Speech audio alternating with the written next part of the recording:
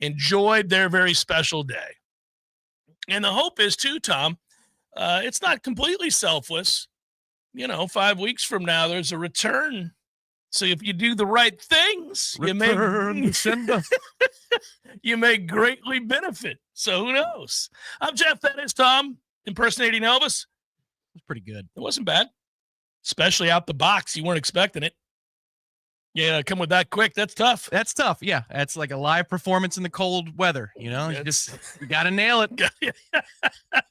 On Twitter, it's at Jay Cameron Show. If you're driving about town, thanks for listening on 93.3, the terrestrial airwaves, as they're known. We appreciate it. Same goes for those of you that are watching on YouTube, Warchant TV. Thanks to everybody watching there. If you're listening later on the podcast, good day to you, sirs and madams, as well. Everybody doing well in the chat? How you doing? Guys, everybody good? I told you you'd get here quick. We blinked. It's the middle of May.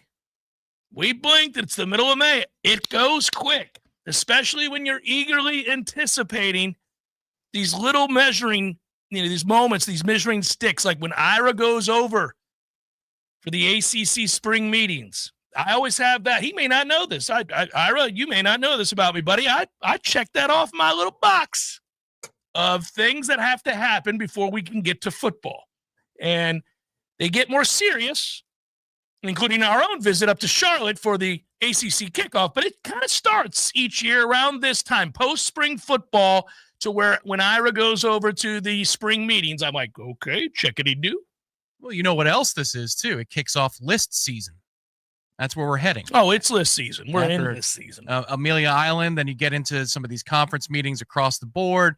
Then there's the preseason conference ratings. I saw somebody today on On3 put out a top 25 ranking list post-spring. Yeah, man, it is list season. Here we go. Brett, I'll answer your question. Is Ira the only guy going over to the spring meetings? The spring meetings are, I'm not saying they're useless, but they require far less. And that's not no. Don't equate this to like Ira standing or anything like that. You only need one person to go over there, and he's always done it. So he gets grandfathered in. He does a good job with it, and he gets to sit down usually with Alfred, and there's usually a Q&A and all that. Yeah, supposedly to Luke Laux, there could be a sit down with the new head basketball coach as well. Yeah. So yeah, you get Norvell, you get Alfred, but then new basketball coach. ACC officials, although we care about that a little bit less these days than we used to because the settlement. Yeah, and we end up going to the big one, which is ACC kickoff, which takes place in Charlotte, and that usually is bare minimum 2 or 3 of us, sometimes 4. Last year it was me, it was Aslan, it was Ira, it was Corey, all of us. That was Sarah, I think. Yeah, so it was a lot of us. We were all there. And that's a big one because now that's where you've got actual, the coach comes, a couple players, sometimes more. You sit down, talk to them, talk to the other coaches and other representatives for each school, and you can kind of pick their brain. You get a sense of where, the folks think that their team that they cover are, where they should be ranked, where they should be in terms of the pecking order of the ACC. You really do, when you go to those things, try to talk to, the reporters that you respect over the years that have done a good job. I mean, every outlet, there's people that are like my equivalent and Ira's equivalent and Corey's equivalent, although there's no such thing for any of us. But that said, those people that have covered the team for years and whom you trust, you'll sit down and have a beer with them and say, hey, what do you think? You think NC State's any good this year? Sometimes you'll get guys like, no, we're awful. I know what the rankings are. We're not any good this year. They got problems, that kind of a thing. And it's fun. It's fun. Every year, the same thing happens, though. There's a team that nobody thinks is going to be any good that turns out to be pretty damn good. And every year there's a team that's really that was thought to be really good. Unfortunately, last year, this was us. That ends up having a calamitous season, and everybody's like, well, what the hell happened there? No, none of us saw it. Nobody knew that it was going to be this or it was going to be that, injuries, whatever it was going to be. So that's where we're at. I still marvel that here we sit in the middle of May, and we're talking about a sport of college football ever so briefly. I mean, you can't get deep into it now in May, but here we sit talking about college football, and it's a multi-billion-dollar business that isn't governed by rules or even guardrails currently. So that seems silly. That seems to be problematic. At least there's an end in sight. I guess. Or not. Maybe. Could be. I have no idea. It doesn't seem like they're making nearly as much progress as they thought they were going to be making. Remember, this was supposed to be done in April. Yeah, exactly. And that's the court system, but you never know. Nick Saban could be appearing in front of the White House any week now with rules that he's thought of out of nowhere. But it doesn't mean that they're going to be applicable or applicable. Maybe they could be. No, who knows? I don't think so. Yeah. I hope so. I think we could use something, say the least. But yeah, we don't have it as of right now, man. We don't have it as right now. I tend to hyper focus on solely what can we be in this environment. Now back to the baseball, where Florida State takes 2 of 3. Baseball was very baseball this weekend. You get shut out by the last place team in the ACC in a game because that's baseball and it can happen. You win the series, as you should. Pirates win the series against the Braves, should have swept. It's very baseball-y. Should never happen. We're terrible. And we didn't even throw skeins. So you get skeins. I get skeins tonight. You get skeins. I wonder how he'll like the mound tonight at Citi Field. Hopefully he does. Hopefully it suits him. Suits his feet. I hope you get the best version of Skeens because you'll like it, and it doesn't mean he can't. I mean, there's no pitcher in the world that's unbeatable, so it's not like we don't ever score for him. So there's a chance if you score 1 run, you'll win. You'll win with our offense. We've been shut out 7 times. I'm looking very much forward to this matchup. Our lineup has been consistent and hasn't been lights out the way the Cubs have for much of the season. Not this weekend though. No, they went to Citi Field and they scored 2 runs or fewer twice in those 2 games. Yes, so that's very nice. Yeah. But the lineup is approaching things well. It's a good test for young Skeens, and we'll see. He could dominate and shove for 8 innings. Who knows? It could be very simple. I think that Florida State is in a good spot right now. If we want to go back to why I think that, I'll just start by saying something you and I got excited about when we saw it, and it's been more consistent, and I think it's going somewhere, and that is Joe Charles. It's going somewhere, Tommy. Welcome aboard the Joe Charles train. Well, I agreed with you, but we needed to see more. And you agreed with that. We needed to see more. We weren't arguing about stuff. Correct. Stuff is there. They've got a lot of dudes with stuff. They do. If you harness said stuff, you're going to be all right. You're going to be all right because you may have, we said before this is all said and done when it comes to Florida State baseball, they're good enough to beat anybody. They're also vulnerable enough out of the bullpen to lose to teams they shouldn't. That's a better way of saying it. But the lineup was lengthening with the ways that they can beat you and the people that were coming on. Good God, Mr. Farrow. And I watched your father. I feel like such an old dude every time he kicks ass. I'm like, man, I watched every bit of Adam Farrow's career when I was in school. Did you? Yes, I did. And now I'm watching his son out here whooping ass. And his son went on a bender of goodness in baseball, if you want to call it that. I mean, that was insane before we got bottled up in that second game. But what a run he was on through. You go all the way back to the Jacksonville game, and you're like, well, good God, kid. We're out here hitting 500 with 4 bombs and doing all kinds of things. Yeah, you can go back to last weekend against Clemson. 2 weekends ago now. But yeah, he closed that series. I mean, he was 8 of his last 8 entering midweek play.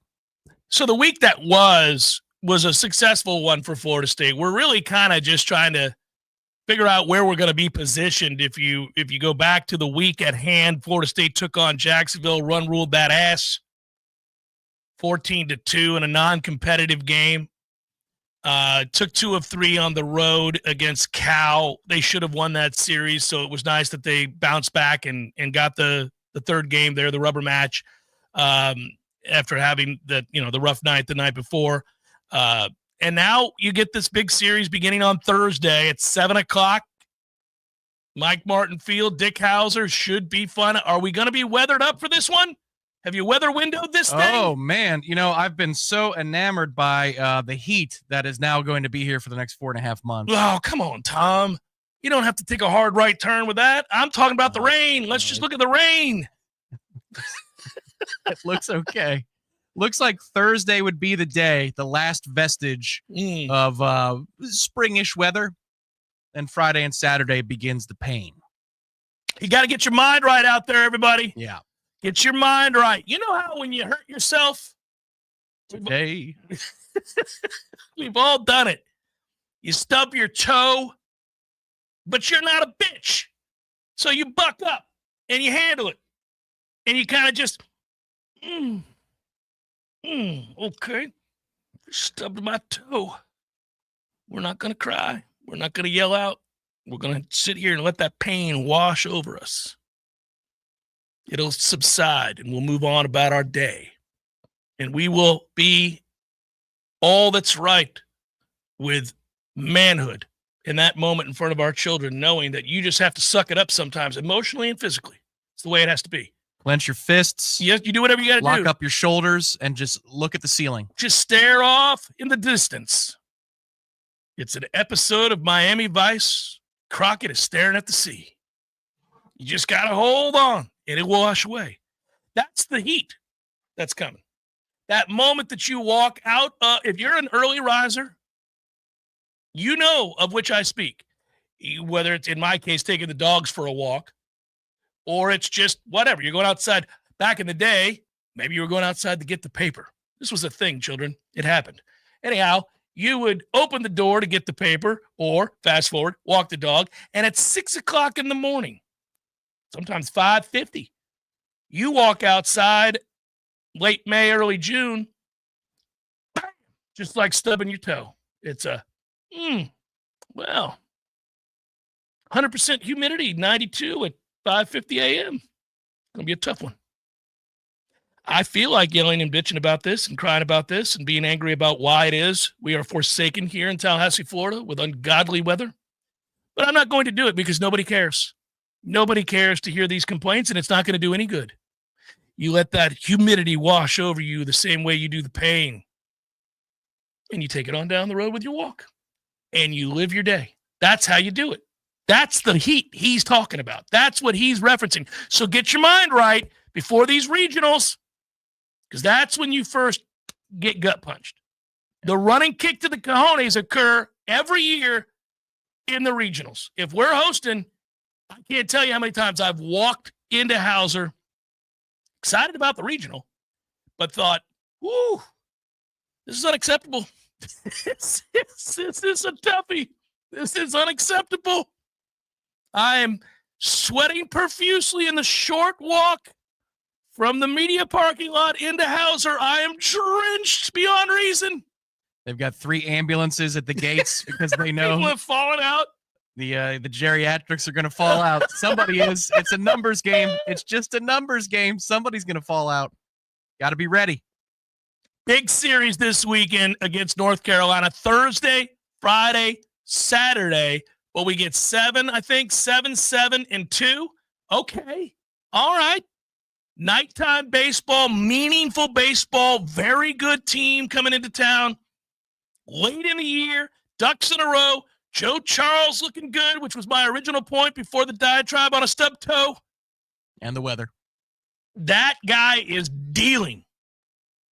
And he's looking like the dependable arm we said was necessary to find going into the postseason. That you were going to be fine with your first 2 starters. You feel pretty good every time they take the hill. Good job, Mendez, yesterday. That's good. But, okay, can you give me 2 to 3 arms out of the pen that I feel above average about? Maybe even good.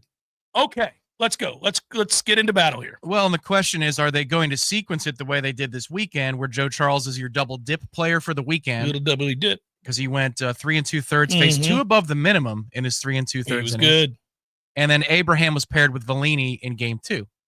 So you're seeing the way they're working it? Well, no. If they do it again this Thursday, and let's say that it's a mediocre length for Jamie Arnold, and it's 6 or 6 1/3.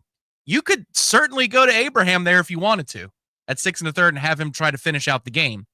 But whoever that first arm is going to be, as long as the game is within touch, that'll give you an idea. Because I don't know that they want to throw Abraham 2 times in a given weekend. Maybe they like him better for 1 multi-inning relief appearance.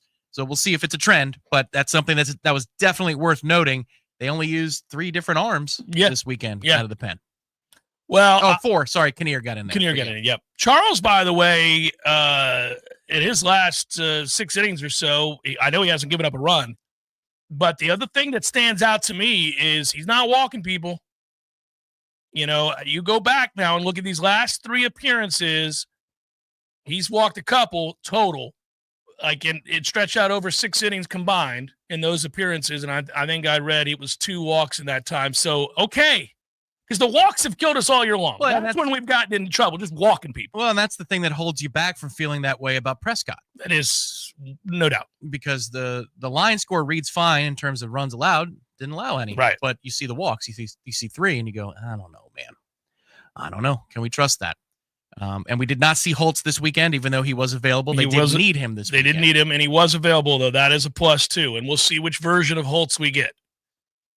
If he's snapping off that breaking ball, then you're going to feel good about it. That curveball, I mean, if he's really, when it falls off the table, that's effective. When it's hanging up, he's pretty easy to figure out. Yes, he is.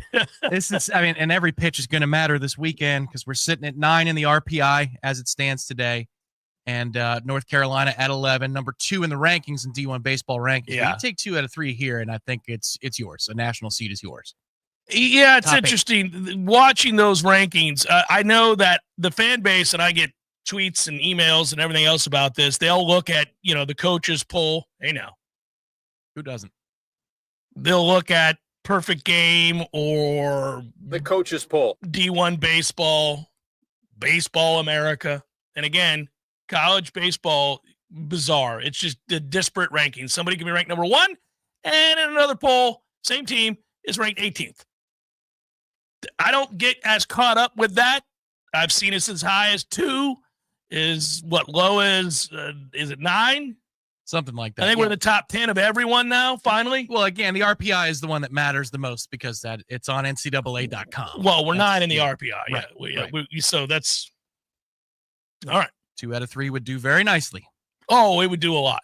Congratulations to the softball team earning the number 5 national seed. We know about the opponents that will be making their way to Tallahassee. Even though their RPI was 3. 3. Mm-hmm. Well, you got to have all those SEC teams. I didn't realize that losing in heartbreaking fashion, albeit, to a top 16 national seed Clemson Tigers team in the 7th was enough to bump you off of being a top 4 national seed. All right, whatever. Actually, this is a hell of a grouping. Auburn and USF to go along with Robert Morris or whatever. But, yeah, that's okay. And then paired along with Texas Tech. Yeah. And the best pitcher in the country. So Friday, Florida State will take on Robert Morris. They'll whoop that ass on Friday. And then they'll take on the winner of or USF Auburn. That's correct. Yes. Okay. Yeah, and it's not like baseball where you play once a day. Like there's a lot of games on Friday. It starts on Friday. Let's get it on. Let's get it on. So the bat to ball sports trending well. It's good thing. I like what we're learning about this bullpen a little bit more. We got a few answers that we didn't have just a couple of weeks ago. That's a positive sign. It's Jeff Cameron Show 93.3 Real Talk Radio, Warchant TV. Whidden Glass has been taking care of business since 1945. When you call Whidden Glass, you're dealing with experienced, reliable professionals who offer only the best. Like Whidden's top-of-the-line bath enclosures that provide style and luxury at an affordable price. Eye-catching storefronts are a specialty at Whidden Glass. We'll help you design it and install it. Whidden Glass, the first name in glass replacement. Call 222-5781. I got some pretty spooky news from my Paul's termite and pest control technician the other day. It turns out that I'm sharing my home with Formosan termites. Those little monsters do damage about 4 times faster than the regular termites. Fortunately, Paul's discovered them on a routine general pest service, and they've already turned the Formosans back using an amazing treatment called Centricon. Paul's was the first to introduce the Centricon termite colony elimination system to North Florida and is the leader in this non-invasive treatment. Instead of dumping gallons and gallons of harsh chemicals into our soil, Centricon uses environmentally sensitive treatments loaded in bait stations. These stations are placed around the home. Termites are present, they feed, and take it back to the colony, which is then destroyed. To learn more about Centricon and a free consultation, go to callpauls.com. for the elimination of termite or any other pest. And a greener lawn, too. Call Paul's. We'll get them all. At Epps Decorating Center, we're your locally owned Benjamin Moore retailer. We're your store for quality with brilliant and durable paints in a variety of sheens and thousands of colors. We're your store for service with one-on-one advice for contractors and homeowners. We're your local experts, and we're here to help with all your painting projects. Benjamin Moore, available at Epps Decorating Center with 2 locations in Tallahassee. Find a store near you and visit EppsDecorating.com. That's EppsDecorating.com. There's nothing like relaxing in a hot tub after a long day. But if you don't have one, you're truly missing out. Hot tubs and spas have tremendous health benefits, besides just helping you relax. Like improving your sleep, they help with pain relief. They help to better your cardiovascular health, and so much more. And this season is the perfect season to finally buy what you've been wishing for. Pinch a Penny Pool, Patio, and Spas has the hot tubs you need for the price you want. Come shop our huge 12,000 square foot showroom and save today.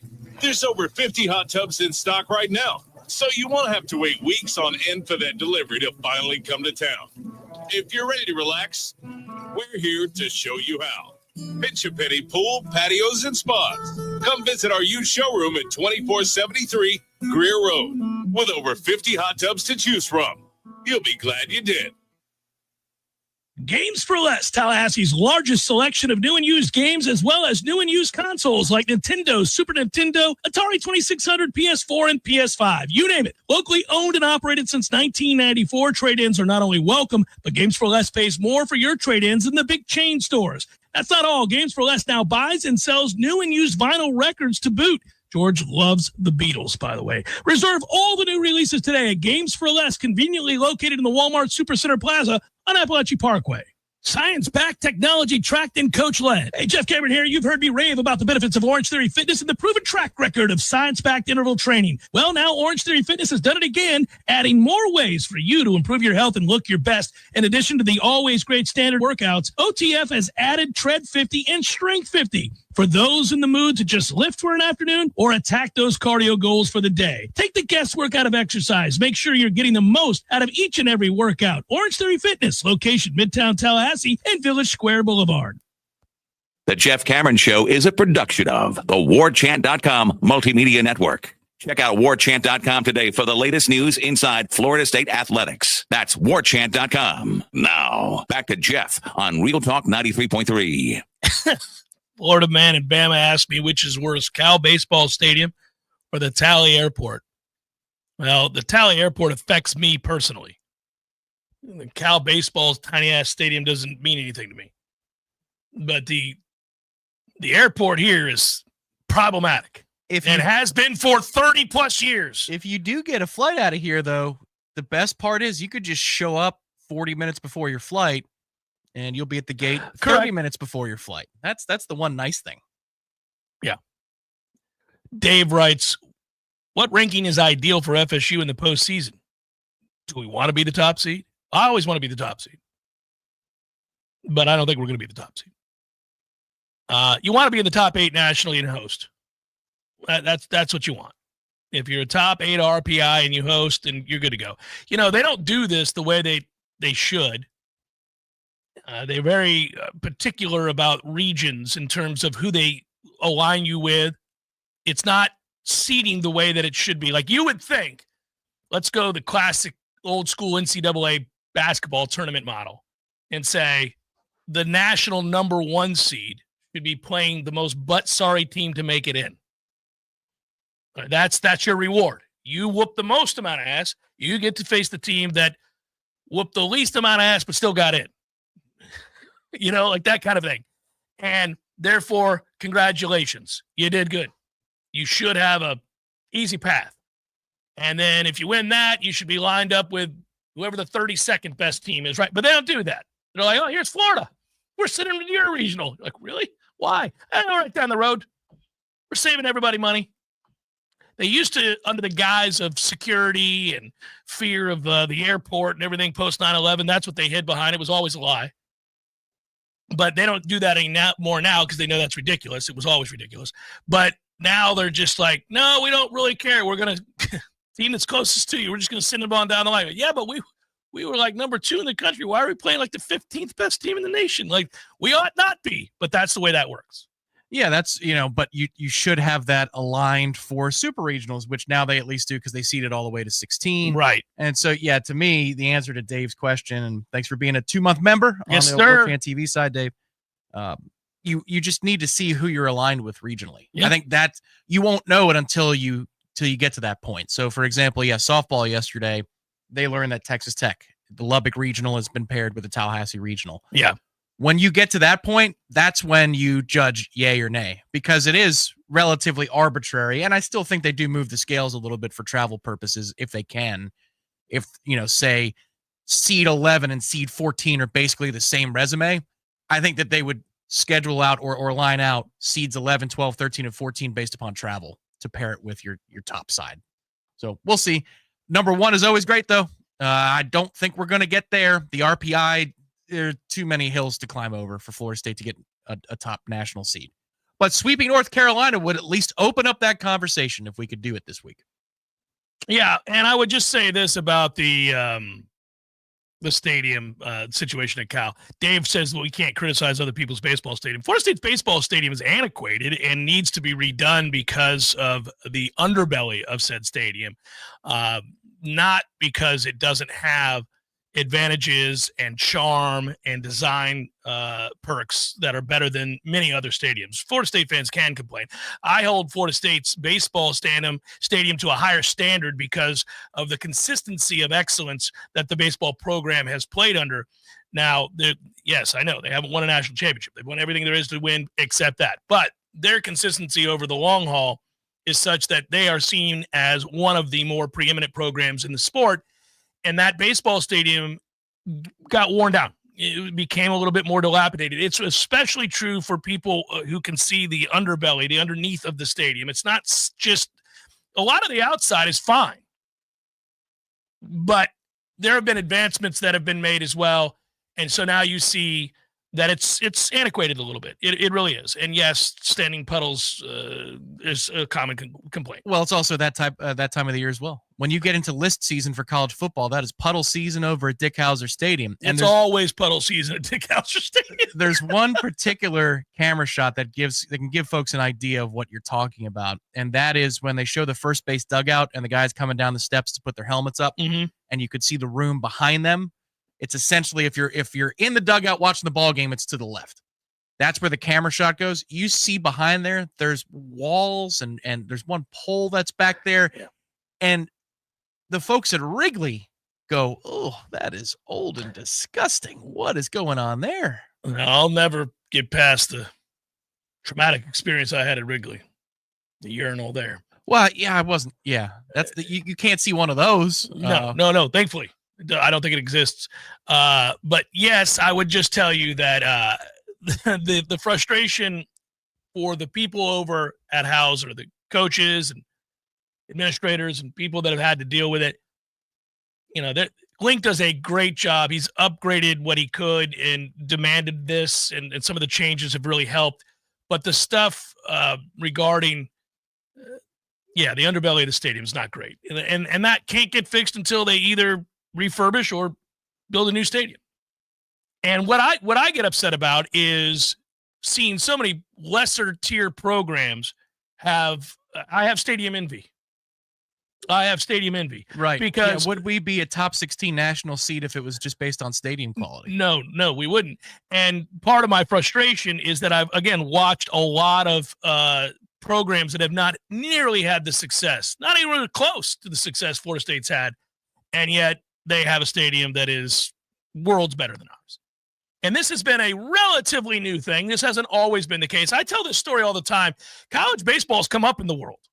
It used to be a thing that was very popular in very specific regions of the country. This one being one of them. And as somebody who hosts an afternoon talk show and has for 27 plus years, I've always been excited about the fact that a sport I love is also a shared passion by the community and the fan base, because you could rightfully talk about it and not lose your audience. And you could come in here and say, this or that about this team, and a lot of people knew exactly what you were talking about. But in other parts of the country, that wasn't the case. And when I would, I've said when I visit other schools or other cities, if there's a major university or even a non-major university, just a university setting, I like to visit those places. I like to see those traditions. I like to go on campus. I like to go in other schools' libraries and see what it's like to be there, what their experience is like. And I also do that with stadiums, football and baseball and basketball if I get the chance. And I remember going out west. Now, listen, there's no shortage of tradition in great baseball out west. Obviously, Southern Cal for years and years and years, Cal State, Fullerton. You can go on and on. There's been a lot of good teams. There used to be back in the day, Long Beach State, all these teams, okay? But I went to the University of Washington and went on their campus. It's a gorgeous campus, and it's a cool place to see a football game. But I walked over to see what their baseball stadium was like. Now, you're talking about a big-time school, and this is whatever it was, 10 years ago, maybe a little bit more. Buddy, I was flabbergasted. Now, they've since upgraded a lot, and I've seen it. I Google Earthed it and went in there and looked, and they've changed a lot of things. You Google Earthed? Oh, I'm a Google Earth fool. I sit around on Google Earth for hours. Really? Oh, I'm wandering the streets of Vietnam. I do all kinds of things with my Google Earth. Oh, yeah, What buddy. did you find out there? Just little shops and places I'd like to go. I drop myself in the Sahara. I'm going anywhere that they've documented. I'm doing all kinds of things. But I'll do it with baseball and football stadiums. I'll be like, okay, we're in Columbus, Ohio. Bloop-a-doop, and you drop your little guy down there and you wander about. It's great. So they've since upgraded Washington's baseball stadium. But it used to be like bleachers. Like you were dealing with like wooden bleachers. It would maybe seat, 1,000. Like, what are we doing out here? Come on, Washington. You got to be better than this. But yeah, it's Hauser was always for a long time a gym in college baseball. And I guess my larger point is it is no longer a gym in college baseball and has been surpassed by a whole bunch of also-rans. And when you watch SEC baseball, that is also same in the ACC, frankly. I mean, when you watch Virginia or Wake Forest or North Carolina and you see their stadiums, you're like, man, these stadiums have all surpassed us. Very frustrating. And you see the environment that I think could exist here very easily. Like we've all seen, and I don't know logistically how they would do it, but I think you and I both know if they were to build a baseball stadium, and, I think Xfinity provides the cable over there at the university, at least it used to back in the day, and you could say that they are the ones paying for it because it becomes Xfinity Stadium or whatever the hell. You could keep Dick Hauser in there somehow, and Mike Martin Field, of course, but you would have to do something. But anyhow, let's say Xfinity pays for it.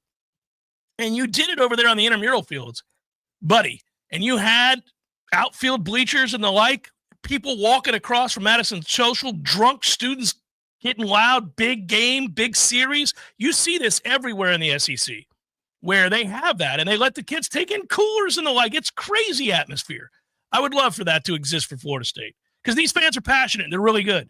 Yeah, you could see how the corporate partnerships would just, beget themselves if you could just build it over there. But that's the whole problem is where's the money to build it?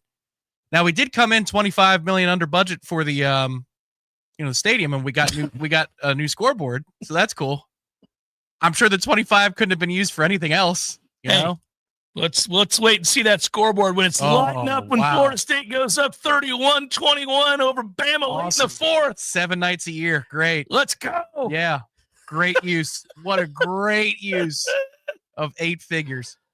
Virginia used to have a high school level baseball field until some deep pockets saved the program in 2000. Live Spectator, that is correct. Lots of the places in this league were that way. Could have been described that way. James B. Thomas he's triggering you and everybody else that was pissed about that. Oh, he agrees? Yeah. Yeah. I think he does. Or is he pissed? Or is he like, leave it alone, Tommy? We need that new scoreboard. Stop complaining. Hey, hold on. Both things can be true. You can be right about a better way to spend $25 million, and also we needed a new scoreboard. It's just the optics of that whole situation are awful. Yeah. Because you also, you went through the fight to get the money from the city or the county, whatever. But you know And how it was- this works. I know, but it was 20 some odd million. I'm like, oh, you came in right around that amount on the budget. Miracle. Oh, okay. Not that they needed to give it back, but I'm just like, all right. So what are you going to do with it? How are we going to make the new panels for the scoreboard? Okay. All right. Well, Brand new panels everywhere, buddy. ultra. Paneling abounds. Shannon Young, my man, out here doing the right thing, making sure you are getting the best loan options and you can buy your new home. Perhaps it's your dream home. Makes it easy for you. Loansforknowles.com. He is very, very good at what he does. He's also a fellow Seminole diehard, cares deeply, works hard, and he's now with Cross Country Mortgage. Go to loansforknowles.com, loansforknowles.com. Several of you have, and you went through, Shannon, you got that loan, you purchased a house. He then told me about it. We celebrated together. The symbiotic relationship works, and people are getting their homes. It's a glorious thing. Loansforknowles.com, loansforknowles.com. Your local news now. One person is dead, another is in serious or critical condition, and 3 others were.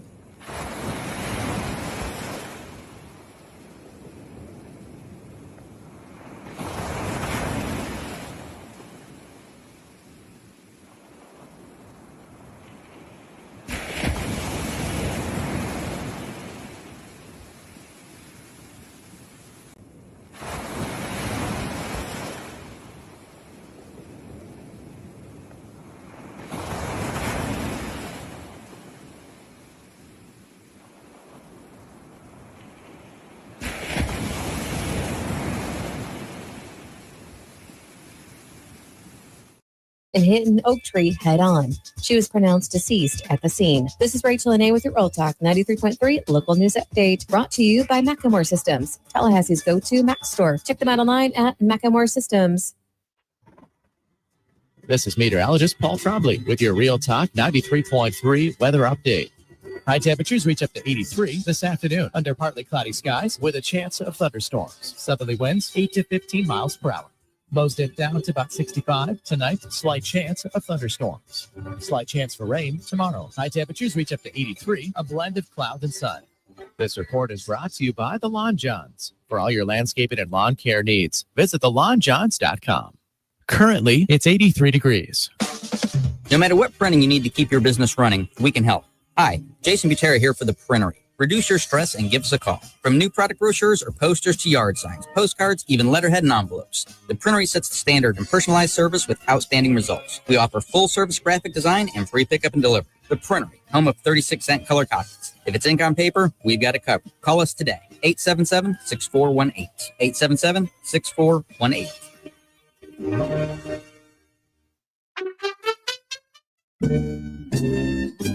There is no Bigfoot, Eddie. Would you stop with that nonsense? There's a Bigfoot, Jeff. I wish there were. By the way, I don't want you to point to me as the guy that takes all the fun out of the room. I wish there was the Loch Ness Monster. I wish there was the Bigfoot. I wish there was the Chupacabra. All the things. They're all mythical except for the Bigfoot. The Sasquatch. The Bigfoot? The Bigfoot. There's big feet. There's lots of them. So like different, breeds, like different kinds. There's like, families. There's different families. And, so if they're in the snow, you call them a Sasquatch. Or the Yeti, right? Yep, and then Yeti. Here in Florida, that's a skunk ape. And, I've never heard that one. By the way, why do you think it's real? We would have found them by now. They're the hide and seek champions of the world. Nobody finds the Bigfoot. But I think you believe in Bigfoot. I do believe in Bigfoot. You don't believe in I believe in Bigfoot. Don't tell anybody you believe in Bigfoot. I would go look for Bigfoot, but he scares me. Gordo's, bringing the flavor and flair of Cuban food to Tallahassee since 1996.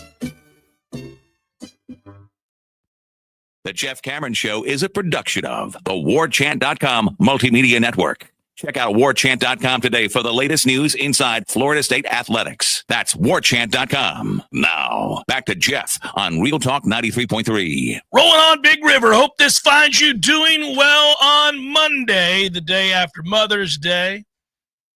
You know what I'm going to do tonight? I'm going to make some damn big scallops. All right. I'm going to do up some scallops. Now, I know that's not your cup of tea. You got to get pretentious enough to call them scallops. You've never, I'm going to guess. I shouldn't guess this. Why would I say that? What's wrong with me? I made an assumption that may not be fair. And that assumption is that you've never gone diving for scallops. Yeah, that's correct. Okay, I figured. Yeah, diving? No. You've never gone scuba diving at all? No, snorkeling is the most I've done. Okay. I've done the swimming with the turtles, and that was really cool. Yeah.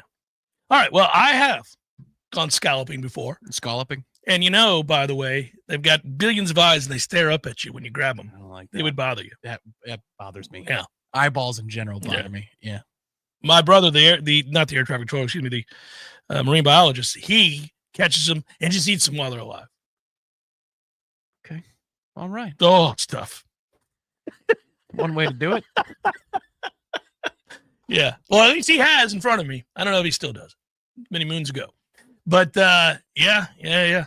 But anyhow, I'm making them tonight because if something looks at you, you have to give it a name. And once you give it a name, you can't do it. It's tough. But I'll just say that, yeah, they're delicious. Scallops are delicious. And I have everybody does them pretty much the same way. You saute them a little bit, little browning on the outside there. Lots of garlic butter or other kinds of seasoning that you may want to use. I could eat hundreds. That's a problem. Them and shrimp, hundreds. Just keep popping them. They're delicious. So the problem is they're expensive, and you buy a big bag, and you're like, well, there's only 30 in there. I can eat 30 by myself in 5 minutes. What are we doing? And then you have to buy another bag. But I have 2 big bags, and they're going on the pan tonight. How much is a bag of 30 scallops? Depends on the size of the scallops you're getting. And, bay scallops, sea scallops, the difference and all that.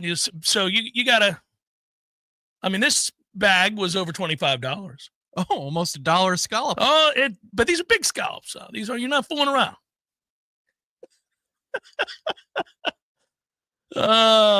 Hey, by the way, James B gave a cool answer. I thought this was a good answer, which was we could have used that money elsewhere, but it was definitely something that was needed for the stadium experience. How's that for a political answer? I don't think it's a political answer. I think it's true. I think that Tom and I and you and maybe we all kind of agree on this more than we don't. Look, you can need a better stadium experience and a better scoreboard and new panels. You also can argue that this could have been money well spent elsewhere for any number of other things that are needed. And where you're ranking those, we can agree and disagree, and that's fine. But yeah. Well, and look, I'm biased here. I know I'm biased here. I don't go, so I don't have to see the monstrosity that was the broken one. I only would see that from Hotel Indigo, and then I would get prepared to do in-game watching so that the post-game show is where it needs to be. But I can understand, most certainly, if somebody is sitting in the stands and spending a lot of money to be there, and they look at that, whatever you want to call it, abomination of a screen where the panels are broken and it's green over here. Like, how? That thing's relatively new. How did it break so soon? Are those things the same quality as a Hisense television? Like, what's going on? Hisense out here taking strays. Yeah. I've been frustrated by lots of things over the years, but primarily the losing. I want to get past the losing. And we all thought we had, and boy, were we wrong, because losing came back as an unwanted fad could possibly be. That was we're back to the losing. And more so than ever before. With gusto, we embrace the losing. Not just some losing, all the losing. And that's why when we get into the discussion, you, me, and anybody else, about the scoreboard or the stadium or the imperfections of both or whatever it might be, really, I think most people probably go, okay, fine, Jeff and Tom, gotcha. But, man, that's micro. The big picture is what's needed here, and that is we can have any kind of scoreboard we want and all the amenities in the world if you win some GD games. Well, yeah, I think the other part of it, too, is if you have that, release, that public relations announcement that this is all going to be brand new and you got more ribbon boards, like, all right, yeah, for the ribbon boards.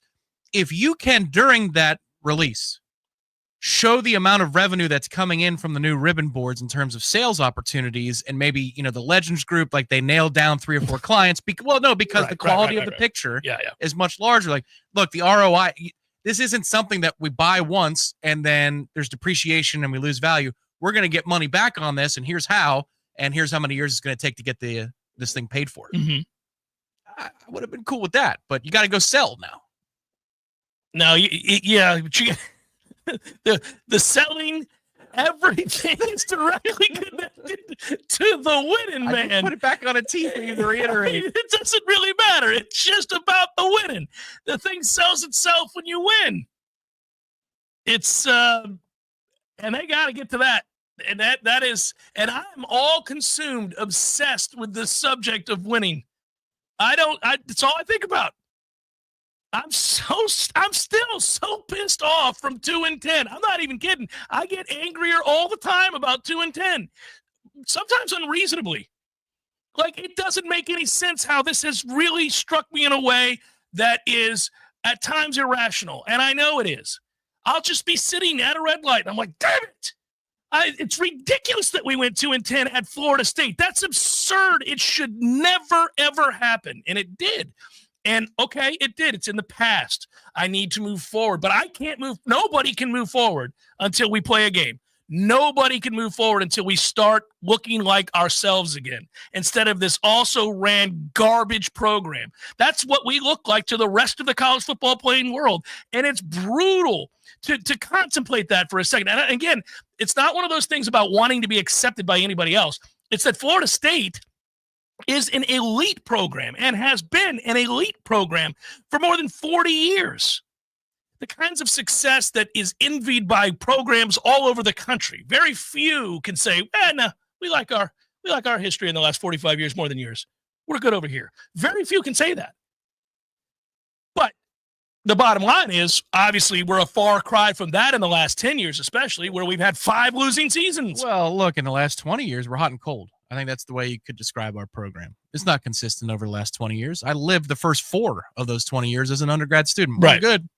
Felt like it was the worst it could possibly be, given that we were still drafting off of the 90s and the early 2000s. It felt like this is as bad as it possibly can be at Florida State.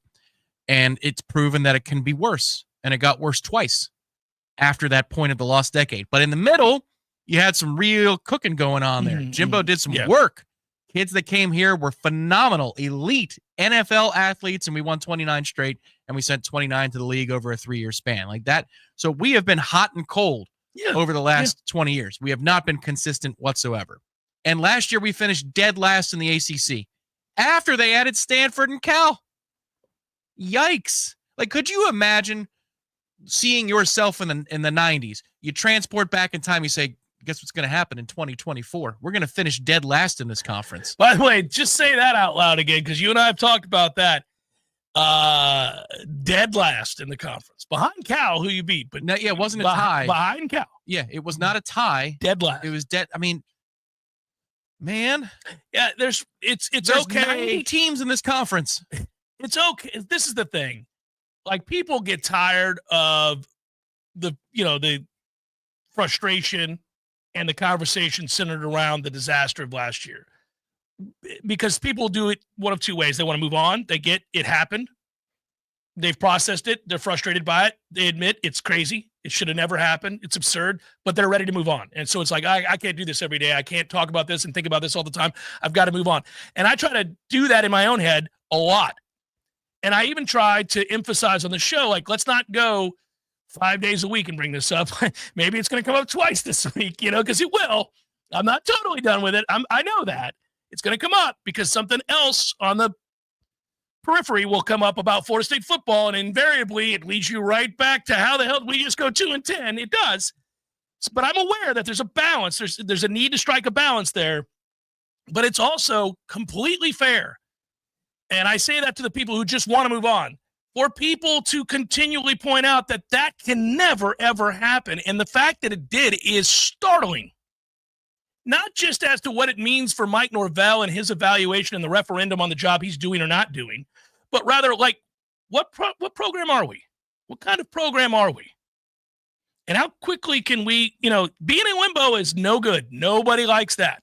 You can understand that you've got challenges and you've got things to overcome and things you're going to have to do better. And as long as you have a path towards it and a reasonable plan and you believe in the people trying to execute it, you can live with, we're not where we need to be, but here's what we're going to do and try to make sure we are next year when we're having this conversation or the year after.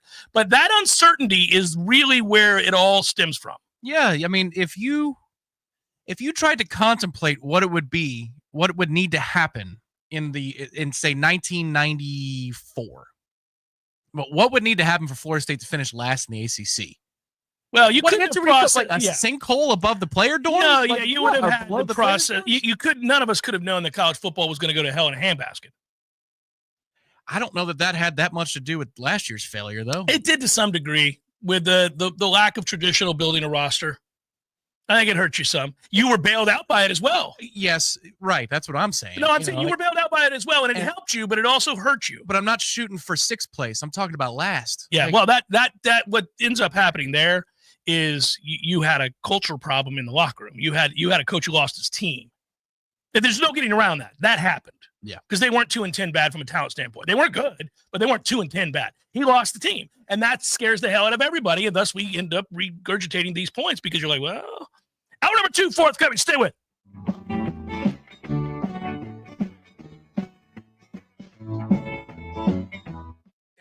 Tell you about my friends at Tried and True Consulting, a Seminole-owned business that specializes in payments and business solutions. Tried and True's core expertise includes card, ACH, point of sale, mobile, e-commerce, and hosted payment solutions. Tried and True will help you reduce costs and increase your bottom line. That always sounds nice. Whether you're a retailer, restaurant, licensed professional, or service industry, Tried and True is saving you money. Tried and True's expertise extends to payroll, video menu ad boards, IT services, web design, and social media. It's time to make one call and tell the competition to take it on down the road. Call Don or Joe today at 844-464-6653. That's 844-464-6653. When you do business with Tried and True, they contribute 10% of the net revenue to the battle's end. So go Tried and True today. Call 844-464-6653. Hey, everybody, this is Shannon Young with Cross Country Mortgage. Been in the industry now for 22 years. I just made the move over to the nation's largest retail lender, Cross Country Mortgage, here to serve you in 7 states, including Florida, Georgia, Alabama, the Carolinas, Tennessee, and the state of Texas. Here to offer better service, better rates, and if you were thinking about buying or if you've been on the fence and been waiting to call me, now is the time. You can still find me at loansforknowles.com. That is, again, loansforknowles.com. I've helped thousands of fellow Knowles get into their dream home, and I can't wait to help you get into yours. Give me a call today. I'm at 954-369-6171, or go to loansforknowles.com. Again, that's 954-369-6171, and that's loansforknowles.com. Equal housing NMLS 373031. Hey, this is for my homeowner friends out there. You know who you are. When you get your grass cut, you're going to inspect the work, make sure it's good. Get your house painted, check around every corner and edge, make sure that's done right. Get a new roof, get eyes on those shimmering new shingles. Get your septic tank cleaned. Bet you're not popping your head down in there to take a look around. You got to trust it's done right. I'll make it easy. Go see my friend Greg Miller, Miller Septic. They're my guys. I trust them, and you can too. MillerSeptic.com. That's it. That's the commercial. That's the whole thing. Check them out. That's MillerSeptic.com. There's fun to be had every night at the Corner Pocket. Take home prizes on Trivia Tuesdays and Beer Bingo Thursdays. Kickstart your weekend with Martini Fridays. Plus, happy hour runs every weekday and game day specials every time the Knowles take the field. Watch all the best games at the Corner Pocket's Vegas Wall, featuring 560 inches of flat screen TV heaven. Oh, really? The best food, the best drinks, and the best place to watch all the games. Tallahassee loves the Corner Pocket. Coming up next, more of the Jeff Cameron Show. Live and local on Real Talk 93.3. WVFT, Greta, Tallahassee. Your sports action update on Real Talk 93.3 with all the latest odds from Vegas. PGA Championship tees off this week at the Quail Hollow Club in Charlotte. Scotty Scheffler, the 4-1 favorite. Rory McIlroy plus 475. Bryson DeChambeau 14-1. John Rahm 16-1. Xander Schauffele 18-1. And Victor Hovland is 20-1. Coming up on Wednesday, the NFL schedule release. The Jacksonville Jaguars, who finished 4-13 a year ago, plus 275 to win the AFC South Division. Houston plus 115 favorites to win the division title. They were 10-7 a year ago. Rays another 75 home favorite today against the National. $250 bonus and you open up a GBank Visa signature card. Visa.com/GBank. Mike Son at Real Talk 93.3.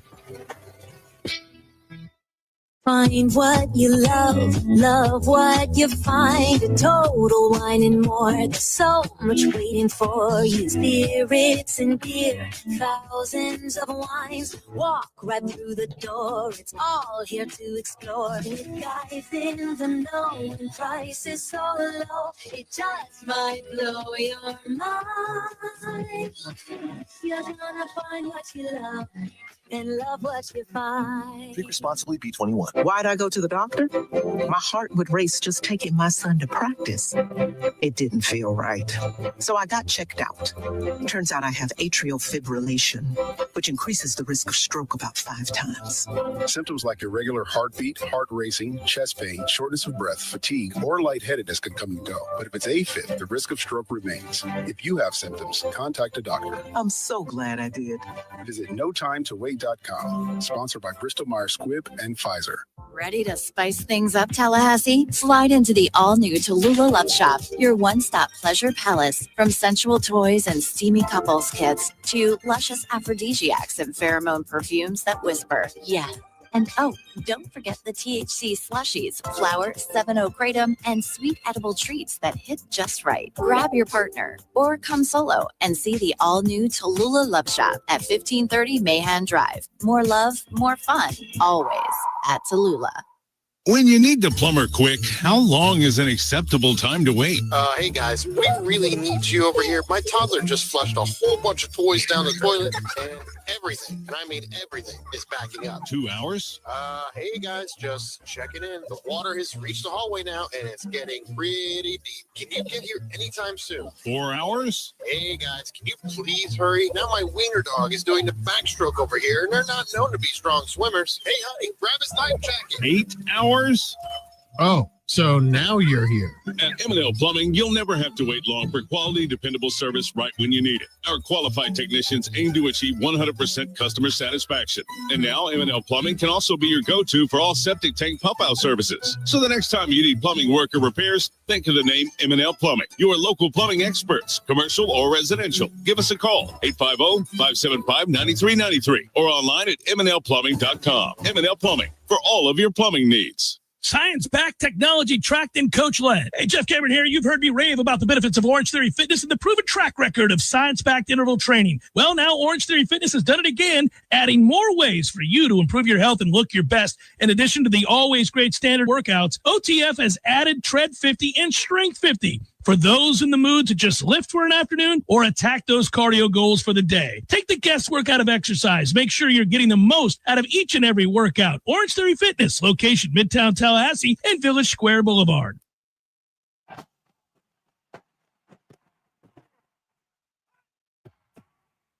Live from Florida's capital city, this is the Jeff Cameron Show, brought to you by Orange Theory Fitness on Real Talk 93.3. Now, stop what you're doing and listen closely. It's time for the Jeff Cameron Show in 5, 4, 3, 2, 1.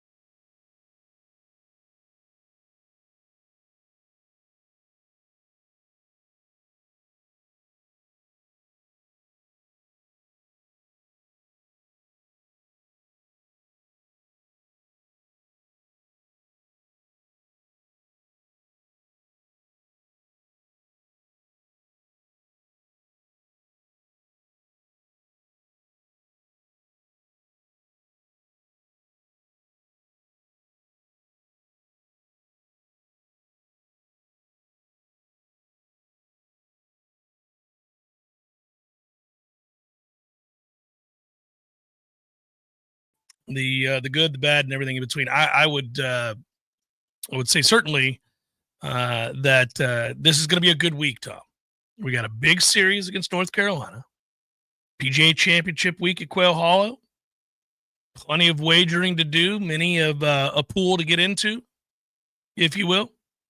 And speaking of, for those of you that like to dance, the world of professional golf, you can look and see that the weather's not good at Quail Hollow in Charlotte, North Carolina, a course that has been owned by one Rory McIlroy, the reigning Masters champion, looking to go back-to-back major wins, has been in the past a mutter because obviously you don't get the rollout on drives in which we've got inclement weather, but you can also go pin hunting. Both things help him in the sense that he hits it further than anybody and carries it further than anybody anyhow. So he gets the advantage there. And he's corrected the wedges, which was a problem for him for 3+ years. And now he's throwing darts. So this could get interesting in that he'll have a different number coming in than everybody else, save for a couple of guys. Obviously, Bryson, when he's on, can hit the ball as far as or close to as far as Rory does. And we'll see. And then I would throw in Scheffler, who's now back in form. Thus, your favorites look like this. Scheffler, the number 1 ranked player in the world, coming off 4th place finish at the Masters, dominating win 2 weeks ago at the Byron Nelson. Has never won a PGA Championship, for that matter. He's never won anything as a major except the Masters. Got a chance here. He is right there amongst the favorites. And Rory, as we well know, he sits at plus 500 as the second best odds to win the tournament, according to BetMGM today. Scheffler has is the number 1 odds. And that's interesting to me, by the way. Scheffler was number 1. I don't know what that's about. I mean, obviously, look, I know how great he is. I'm just saying that given context, circumstances, course, weather, feels like this is Rory should be at the top. Two different books that I have saw them both at the same odds, the exact same odds, plus 500. Bryson DeChambeau 11-1, Justin Thomas 18-1. He's won the PGA Championship twice, as we well know, and he's in great form. And he's won at Quail. And it's weird though. He won at Quail in 2022, right? No. First 17, 2017. Yeah. His last major was 2022, but he failed to make the cut in 5 of his last 9 major appearances. It was weird for him. So we'll see. Xander Schauffele 20-1, the defending champion, tied for the 5th best odds with whom? Oh God. I thought you'd like this one. You got me. John Rahm. Oh yeah. Okay. Jordan Spieth is 50-1. For what it's worth, Dustin Johnson 100-1, Phil Mickelson 300-1, and you can find any number of other guys. You might get Phil a good number to make the cut then if he's 300-1. Let's go looking for cut numbers, buddy. It's a fun endeavor. You can tell I have not gone there yet. I was like, whoa, all right, hard hitting on a Monday with who's got the futures. So we'll see. I wanted to point something out. This is part of the bigger conversation for football, and this is the one we have where you go away from bitching about 2-10. The need to get out of here and get out of here quickly. Last week, you and I didn't get a chance, partially because it was kind of like a weird week for us, to go back over the numbers that were given out by the Big Ten for the 2024 fiscal year. Did you see these numbers? No, I did not. Revenue soared to $928 million. Yeah, there were a lot of numbers that you're like, okay, this will be interesting. Well, we knew their big payday was coming. Like a lot of the graphs that we've seen in terms of net revenue generated per athletic department against costs and Power 5 had the SEC ahead, but the Big Ten had just gotten a new deal, so the Big Ten's day has come, and it's about to again. Well, that's the big thing because they're going back to market. That was one of the whole keys and linchpins of our complaints about our plight in the ACC was they get to go back to market again before 2036. Yeah, and some of the numbers that I was reading, I just was like, oh man. And there's apparently not all of those financial figures are in, because I want to avoid the bigger conversation once we find out exactly where it is, until we find out exactly where it is. But I was just going through 3 or 4 different articles trying to piece together what that's going to look like. And it's like, we're just We already knew it. It's. I don't want to regurgitate all that, but you're just miles behind. You just don't. You're not able to compete. We do have a way out now, though. We do, and that is the whole thing. And that is new, and it still takes some getting used to, because every time I do read about auto bids, and that was a big thing from Dellinger last week, is 16-team model auto bids, 4 per major conference, playing games 3, 6, 4, 5 for the auto bids. Like all of these little procedures, I'm thinking, oh man, we only get 2 in the ACC. You got to remind yourself, yeah, that's probably true for the next few years. Yeah, that should be it. That should be all. Because it costs you $50 and a thank you note, to get out of this conference not too long from now, in the not too distant future. And that's still, the ACC trouble had been weighing on me since we were at the 4-letter 12, 13 years ago. I remember complaining about, why are they equally distributing revenue? This is pissing me off. And now here we are. We have a way out. Yeah, I'm looking at I'm looking at all the new media rights contract with CBS and NBC, and we're looking at how that helped revenue grow by more than $48 million from, say, 2023 to where we are now, and it's gone up for 4 straight years for the Big Ten. It's a league record in net assets, all these things that you continue to look at and you go, golly. I just wonder at some point here soon if the entirety of sports and television industry doesn't take a bit of a haircut. How can you keep setting records every year? I don't think that's going to continue to be. But you just definitely want to be with the 2 halves and whatever that is. I just wonder also, by the time we get out and we arrive in our new place, is it that the sport is reclassified, or are we still doing the conference thing? Like, is football reclassified by the time that we come into the new existence, or will we be waving a conference banner and have road trips to Cali with the Big Ten, or roadies out to Texas and Oklahoma for the SEC? And I wonder what it's going to look like in that 2030, 2031 range. I get excited to think about that part of this process almost concluding, right? By the time you get past all the this, arrival, wherever this is going to land. I do too. It seems interminable, but you're right. There's a year closely associated to it, 2031, 2032, somewhere in there, a reshuffling, if you will, of the Power 2 and all those that are not going to be a part of that, and what the networks come up with as far as Fox and ESPN and the college football playoff and their own rules and the things that we're talking about. It's amazing. The sooner we get there, the better, I think, for FSU. And it's something that, and there are times in life where you look back later, 5 years down the line, 10 years down the line after it's over, and you say, well, that was awesome. Or we didn't realize that was awesome. Or we didn't realize that was terrible. I think we all know that 10 years from now, when we look back in the 2020s, we know that was the worst period of time in the sports history. It was just stupid.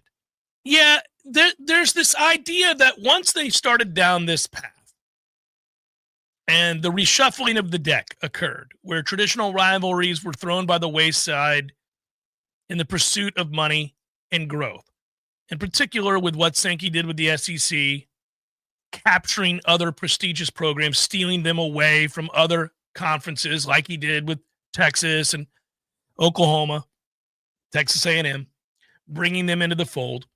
And then the Big Ten countering and saying, okay, well, we can do that. We go west. We'll take Southern Cal. We'll take Oregon. We'll take Washington, take UCLA, so on.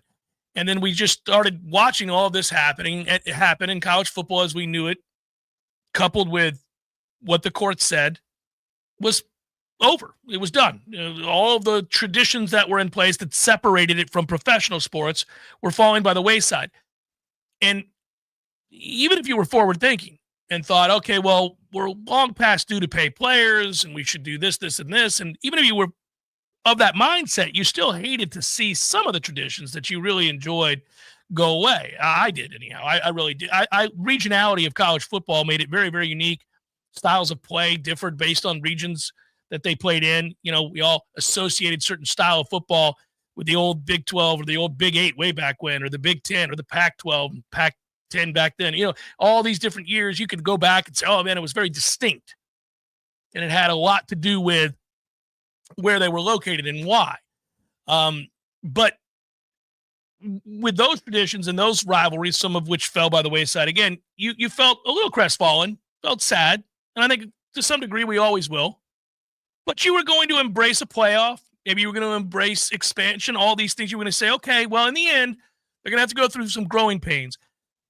And you were willing to to kind of maybe go through this and understand that it was going to be a bit of a jumbled mess for a short time. But when it is interminable, when you don't know that there's real change in structure and parameters going to be put into place and soon, when you're in limbo, as I was describing last hour, you begin to feel a little helpless. You begin to feel like the thing that you've been most passionate about, the sport that you care about the most, is now, to some degree, becoming more and more, A, like professional football, and B, disinteresting because of it.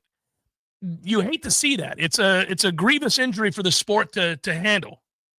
Not because I'm against change, not because I'm against players being paid, but because they have flown off the rails. And there are no rules governing any of this. Yeah, I can recall having conversations with a couple people in my family when I first got into this industry. And, you know, my dad is very interested in the behind the scenes. Like, he cares very much about the business and how the sausage is made. And he's not afraid to hear those details. It doesn't he knows everything's a business. Yeah. My brother-in-law does plenty of business in the private sector on his own, but this is the one thing. He's like, don't tell me stuff that's going to make me hate this. I'm like, all right, I understand. You want it to be sacred. But the business element is something that when I explained it to my dad 10, 15 years ago, he'd say, well, this doesn't sound sustainable. I'm like, yeah, no, it's stupid. The system, like, this is all stupid. It's all based upon a lie, like the academic requirements, total cost of attendance, and what the coaches are making, the facilities that they're building. He's like, that doesn't make a lick of sense. I'm like, I know. And it's like nobody realizes it. The problem I have with this era, I think this is more honest. First of all, this era, the only problem that I'm going to have forever is that somehow the fans are the ones that always have to pay. The fans get screwed in all of this. Directly out of pocket. Correct. Continually. But also, you don't like unlimited free agency. That's insane. It cannot stand, man. You cannot function. I agree. Yes. And that'll be something that, much like unionization, that discussion, I think it's necessary. But it's just the black eye in this era is that for a group of folks who are already boosters and already have been forever and a day, you have to create this extra level by which they have to give. And now there's 2 and 3 levels by which they have to give, or else you don't win. Now, I'm glad that we have the infrastructure of the battle's end. Multiple things can be true. I'm glad that we have that infrastructure in here, because that run in 23 doesn't happen without that infrastructure. Without question. So it's good that we have a level of efficiency in that regard. But this era, that's the dumbest thing to me, is like the money's already there. We have to find a new source of money because we don't want to redirect the money. Which is always going to be, they're going to bleed it from the fans. It's the toll booth. It's the toll booth, right? They paid for this road a long time ago. You think they're going to take down the toll booth? No, sir. They're not taking down that toll booth. You'll be paying that in perpetuity. Listen to me, guys. Easy pass. No more booth. We don't have to pay the people in the booth. Well, and I think what happens too is it breeds another kind of fear, because and I know that for as long as there are no rules and money rules the day, that Florida State is not in a position to compete with many of the schools who are all in. And that's through no fault of their own. They're just a newer university with not nearly as deep of pockets or alumni base for those pockets as many other schools. They don't have it. And they're also in a league that doesn't pay out the way that now the SEC and the Big Ten do with their television contracts. So it's twofold. You don't have the generational alumni that many of the schools you seek to compete against do, and you're losing by $15, $20 million annually, at least, for the conference payouts. So you couple those two things, and you're dead in the water. Well, and this is something that, Ira has said in his reporting, because he's talked to people within the athletic department. If the gap is only 5 to 10 million, they're fine. We'll fight that fight all day, and we're going to win. Sure. But yes, when you double that or triple that, that's obviously why there was urgency from the board of directors. It's why there was urgency from the university to try and break away. But yeah, if there's no cap, we're in big trouble. I think what we're all hoping for is that we can see how far can we get at Florida State. How far can you get in this era if everything is efficient in the football program operation, where from the head coach on down, you're a well-oiled, well-run machine? Because Florida State did more with less. Forever. With Bobby. Forever. Right. But in this era, very different system. They would not do that now. Here's the problem. Bobby ain't over there, and that operation is not efficient, at least until further information is presented to us. Right now, it is woefully inefficient. Yeah. So how far can we get if it is? Prevent leaks before they start. Many large roof issues could have been avoided by fixing small leaks and defects before they worsen. Fix the minor issues to prevent more significant problems down the line. Commercial tenant build-outs, if you're looking to open a second store, something like that, a new restaurant, my friends at T-Spark Enterprises can do that too. T-Spark Enterprises, it's a guaranteed win. Call T-Spark for your next roofing or construction project. They conquer all peaks. TSparkConstruction.com is the website to check them out, TSparkConstruction.com. You can give them a call today, 850-766-1340. License number CGC 1525336, CCC 1331204. Siri, tell me a joke. How many apples grow on an apple tree? All of them. All jokes aside, the trained professionals at Mac & More Systems are serious about Apple products. For all your Mac repairs, call Mac & More Systems at 894-3622. 894-3622.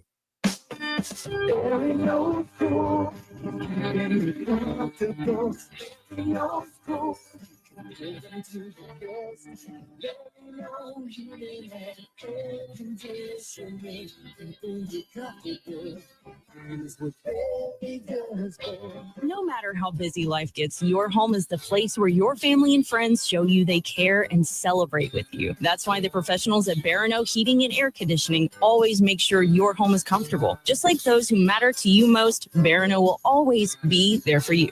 This is Tyler from Barano Heating and Air. Now you can schedule an appointment, purchase or renew your service agreement, or pay your bill from your mobile device. Any day, anytime, anywhere. When you turn to the experts at Carrier and Barano Heating and Air. Online at baranoac.com. Florida license number CAC 1816186.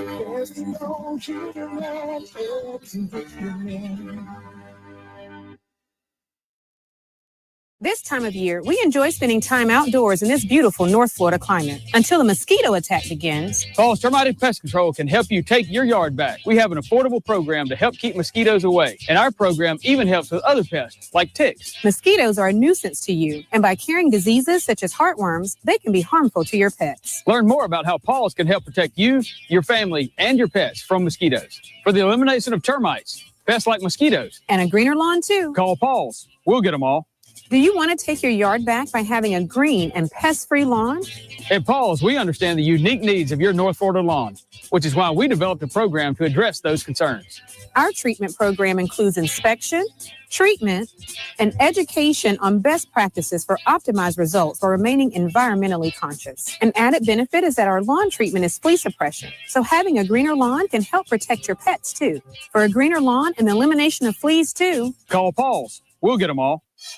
Ain't nothing but a G-Pod, baby. I am 99% sure that is not how the lyrics go. Well, you like remixes, right? Of course. Well, think of this as a Grassroots Coffee remix per se, because Grassroots Coffee is now in the single-serve coffee pod game. Dude, those single-serve coffee pods and cups are weak sauce. Not Grassroots Coffee G-Pods. They have more coffee in them than regular single-serve pods and cups. Seriously? And not only do they have more coffee, they have a built-in filter for better brewing. They fit in most Keurig machines, and they are fully compostable. It's still the small batch, slow roasted coffee you love, so go to grassrootscoffee.com and get your box of G-Pods today. Baby! See? Remix! Well, actually, that's more of an homage. Grassroots Coffee, locally owned, locally roasted, and made for everyone, loved everywhere. Grassroots Coffee G-Pods. So very good. Spring is definitely in the air with $1,000 spring bonus cash on Infiniti QX60 and get 1.9% financing for 60 months plus $1,500 loyalty cash if you already own an Infiniti. Luxury costs less this month at Infiniti of Tallahassee.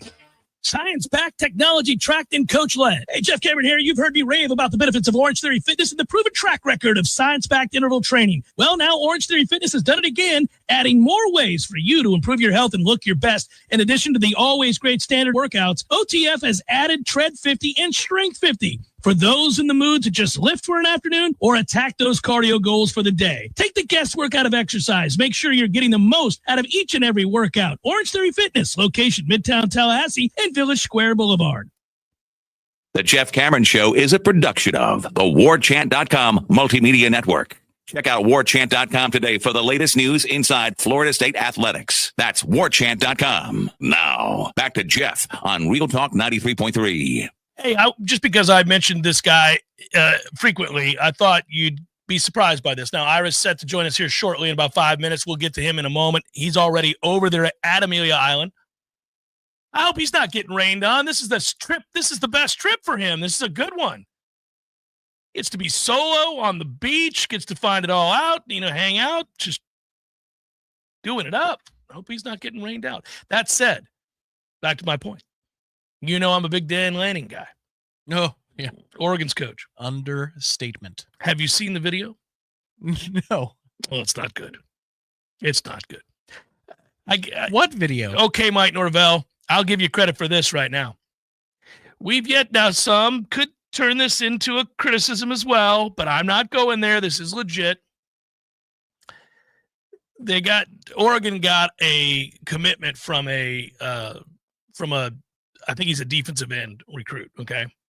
And you know how Brian Kelly made a fool of himself? Oh no. It's in this kind of spirit. It's in this spirit. But you remember Brian Kelly looking like a fool with the circular spinning camera, dancing with your boy, bumping butt to butt as they spin around. Butt, spinning around, doing their thing. It was not well received at the time. This is what the cherry picker must have felt like.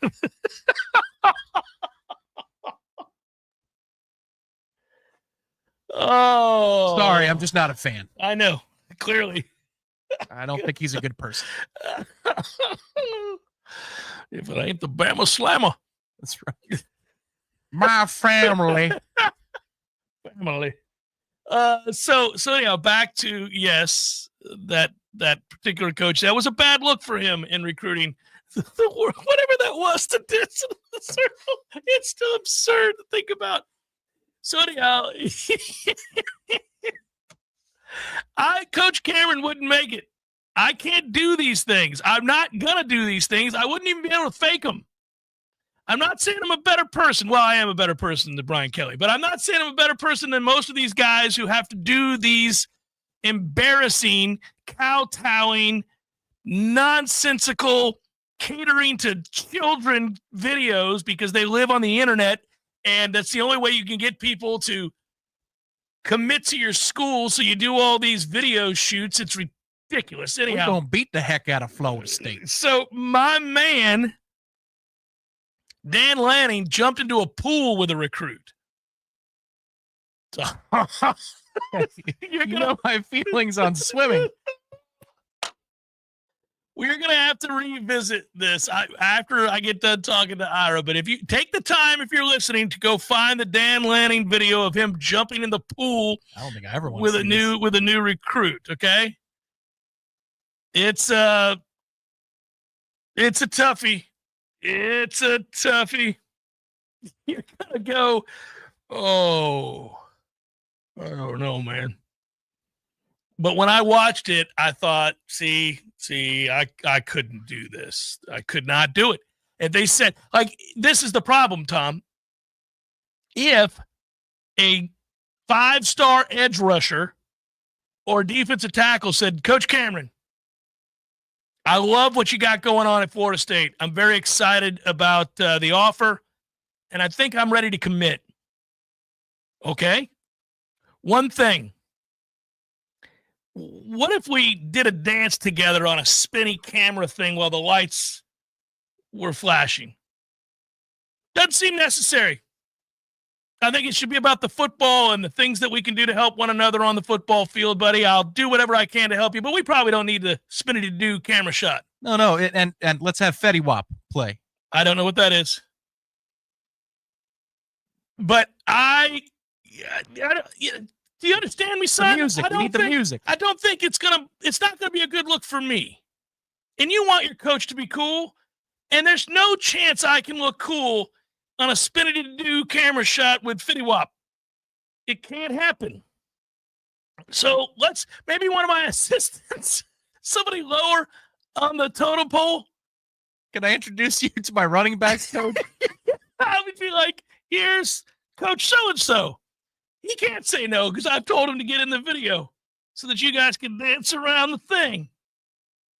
But I'm not going to do it. I'm not going to do a dance around the thing. And anyhow, I saw the Dan Lanning video of him and the recruit jumping in the pool, and it was just, I thought, oh, man. And I thought he had to do it. He's willing to degrade himself to get this recruit, and this is what it takes. So you'll see the recruit stand up by the side of the pool. First of all, he's basically in his underwear. It's ridiculous. Then Dan comes onto the screen by the pool, and he's like an excitable child who's getting great news. And then he goes, all right, and he runs, and he takes off his shirt as he's running towards the pool, and the two of them jump into the pool together. Oh my. Okay. So on the scale of, I can imagine this, and I don't want to see it. On the scale of Brian Kelly on the carousel, the image carousel, I can't decide which is worse. To Dabo with the gloves. Oh, well, the Dabo with the gloves was crazy because he also had the stupid rhyme and everything else with it. Kind of code switching a little bit. Yeah, it was toughy. That was a tough one. That was tough. It's not organic at all. Everything about this is terrible. That's my guy. So I hate to bring it to everybody's attention, but I appreciate that you did. That is accountability. It is regrettable. It is regrettable. Ira Schoffel is over there in Jacksonville, and he's getting the latest scoop of the spring meetings, and I'm excited to talk to him as I always am on a Monday. What's happening, brother? How are you? Man, I'm not in Jacksonville. Well, you're at Amelia Island. I make myself feel better about the fact if I just say Jacksonville. Yeah, Ira, you're over there in Yulee. Yeah, Ira, have fun in Davie this weekend, buddy. There you No, I know you're over there living life large at Amelia Island. Although I just expressed sympathy. Are you getting rained on? It actually was rainy earlier, but it's starting to clear up, buddy. It's starting to clear up, clear skies over the ACC. Nice. What are you trying to find out? What are you looking forward to finding out? What do you want to learn from anybody that you're able to sit down and talk with, at least on Florida State's behalf? I think really just kind of where this new chapter of the conference is. The last thing we've written or really talked about when the lawsuits were settled back in early March. That this is kind of I don't know if it's a Band-Aid or maybe it's stitches, kind of trying to repair the relationship between the conference and Florida State and Clemson. But this is the first time really to all kind of get back together, and now there's other stuff to resolve. It's not like everything is honky dory now. So just trying to see what the new issues are, in terms of how everything's going to play out with the new revenue distribution. And then I think a big topic of conversation from Florida State's standpoint is, what is the ACC doing to strengthen, the conference's position in terms of playoff selections and just seedings and tournaments and all that stuff? Because obviously they're taking a lot of body blows in these processes. So I think that's one of the next big things the FSU contingent's pushing for is, hey, what are you guys doing to protect our chances to get into playoffs and other tournaments? What can they do, Ira? I don't know for sure, but I think it's, they need to do something. Again, I think one of the concerns that, people here at FSU and Clemson have is, you're just being lumped into the Big 12 level. And I think that they feel like they should be treated a little bit different than the Big 12. When you look at when you look at national championships, when you look at, there is a case to be made that the ACC has a few schools that deserve a little bit higher recognition. So, I don't even know if it's about the results, but like, what are you doing? Are you even trying? So that, that's part of it. Then there's some other scheduling stuff and, some things like that. And, so we'll see how it plays out. A lot of times we don't know what actually is going to come out of these meetings until we're actually here. So we'll see.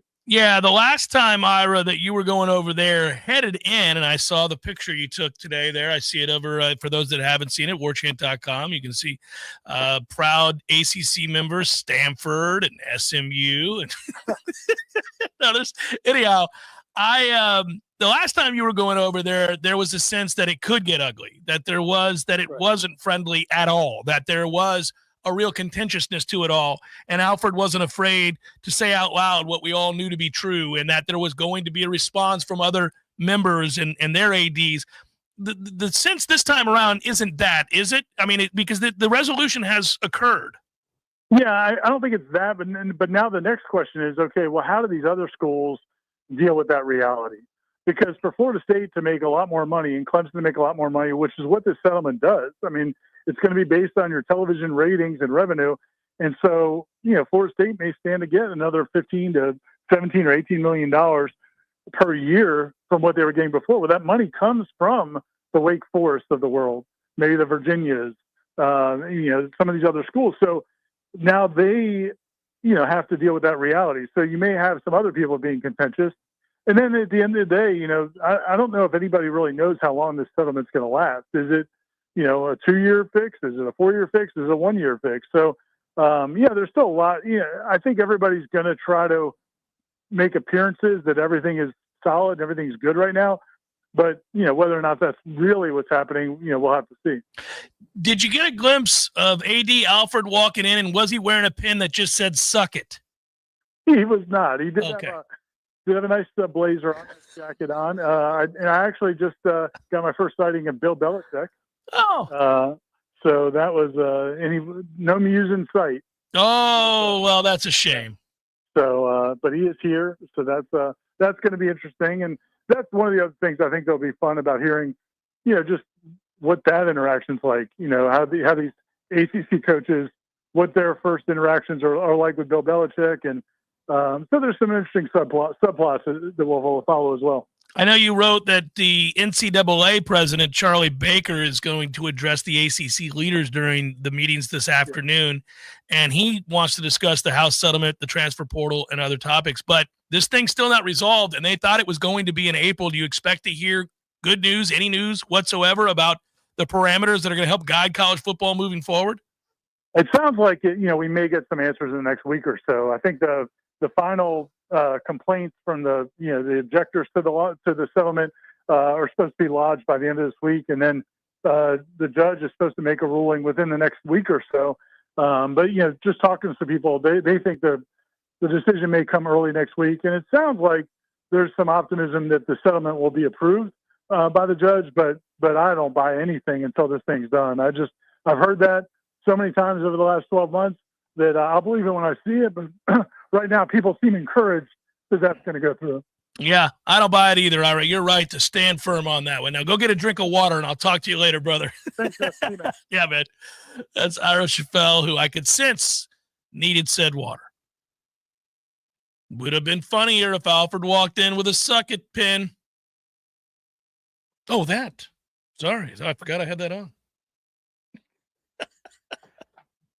I promise it had nothing to do with nothing. Yeah, no, it's a gag. Yeah, right. A friend of mine. It's an inside joke. Nothing there whatsoever.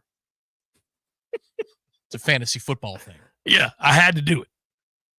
Factor is what we have in our house. If you guys do not currently subscribe, prescribe, ascribe Factor, then you're missing out on the opportunity to eat well on the go. It's heat up and go. In fact, 2 minutes, you're good to go. No meal prep. None of that time wasted as your kids are coming and going. Your wife is coming and going. You're coming and going. Factor meals arrive fresh, ready to eat, and they're really perfect for any lifestyle. I've been using or subscribing to Factor and get them delivered every Tuesday, in fact. Every Tuesday they arrive, a box, and I can mix it up. I can change it to, hey, look, paleo or all protein, or I could go vegetarian if I want. I wouldn't, but I could. And they have breakfasts to boot, all those good things. These are chef prepared, delicious. Here's the deal. If you'd like to give it a try, I'm going to save you a bunch of money. Get started at factormeals.com/Cameron50off. Use code Cameron50off to get 50% off plus free shipping on your first box. That's code Cameron50 off at factormeals.com/Cameron50 off for 50% off plus free shipping. They really are delicious. At least 4 times a week, I find myself eating a Factor upon coming home before going to work out and all that kind of stuff. And it's high quality food on the go. Save now, Cameron50 off at factormeals.com/Cameron50 off. Your local news now.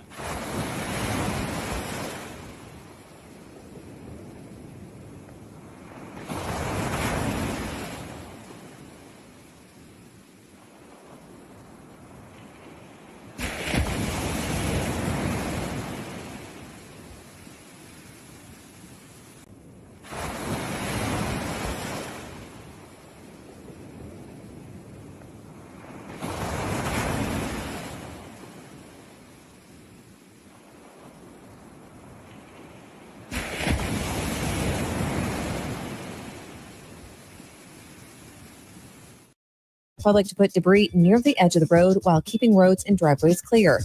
They say this will help crews collect it more efficiently. This is Rachel Lene with your Real Talk 93.3 local news update, brought to you by Macklemore Systems, Tallahassee's go-to Mac store. Check them out online at MacklemoreSystems.com. This is meteorologist Paul Trombley with your Real Talk 93.3 weather update. High temperatures reach up to 83 this afternoon under partly cloudy skies with a chance of thunderstorms. Southerly winds 8 to 15 miles per hour. Lows dip down to about 65 tonight. Slight chance of thunderstorms. Slight chance for rain tomorrow. High temperatures reach up to 83, a blend of clouds and sun. This report is brought to you by The Lawn Johns. For all your landscaping and lawn care needs, visit thelawnjohns.com.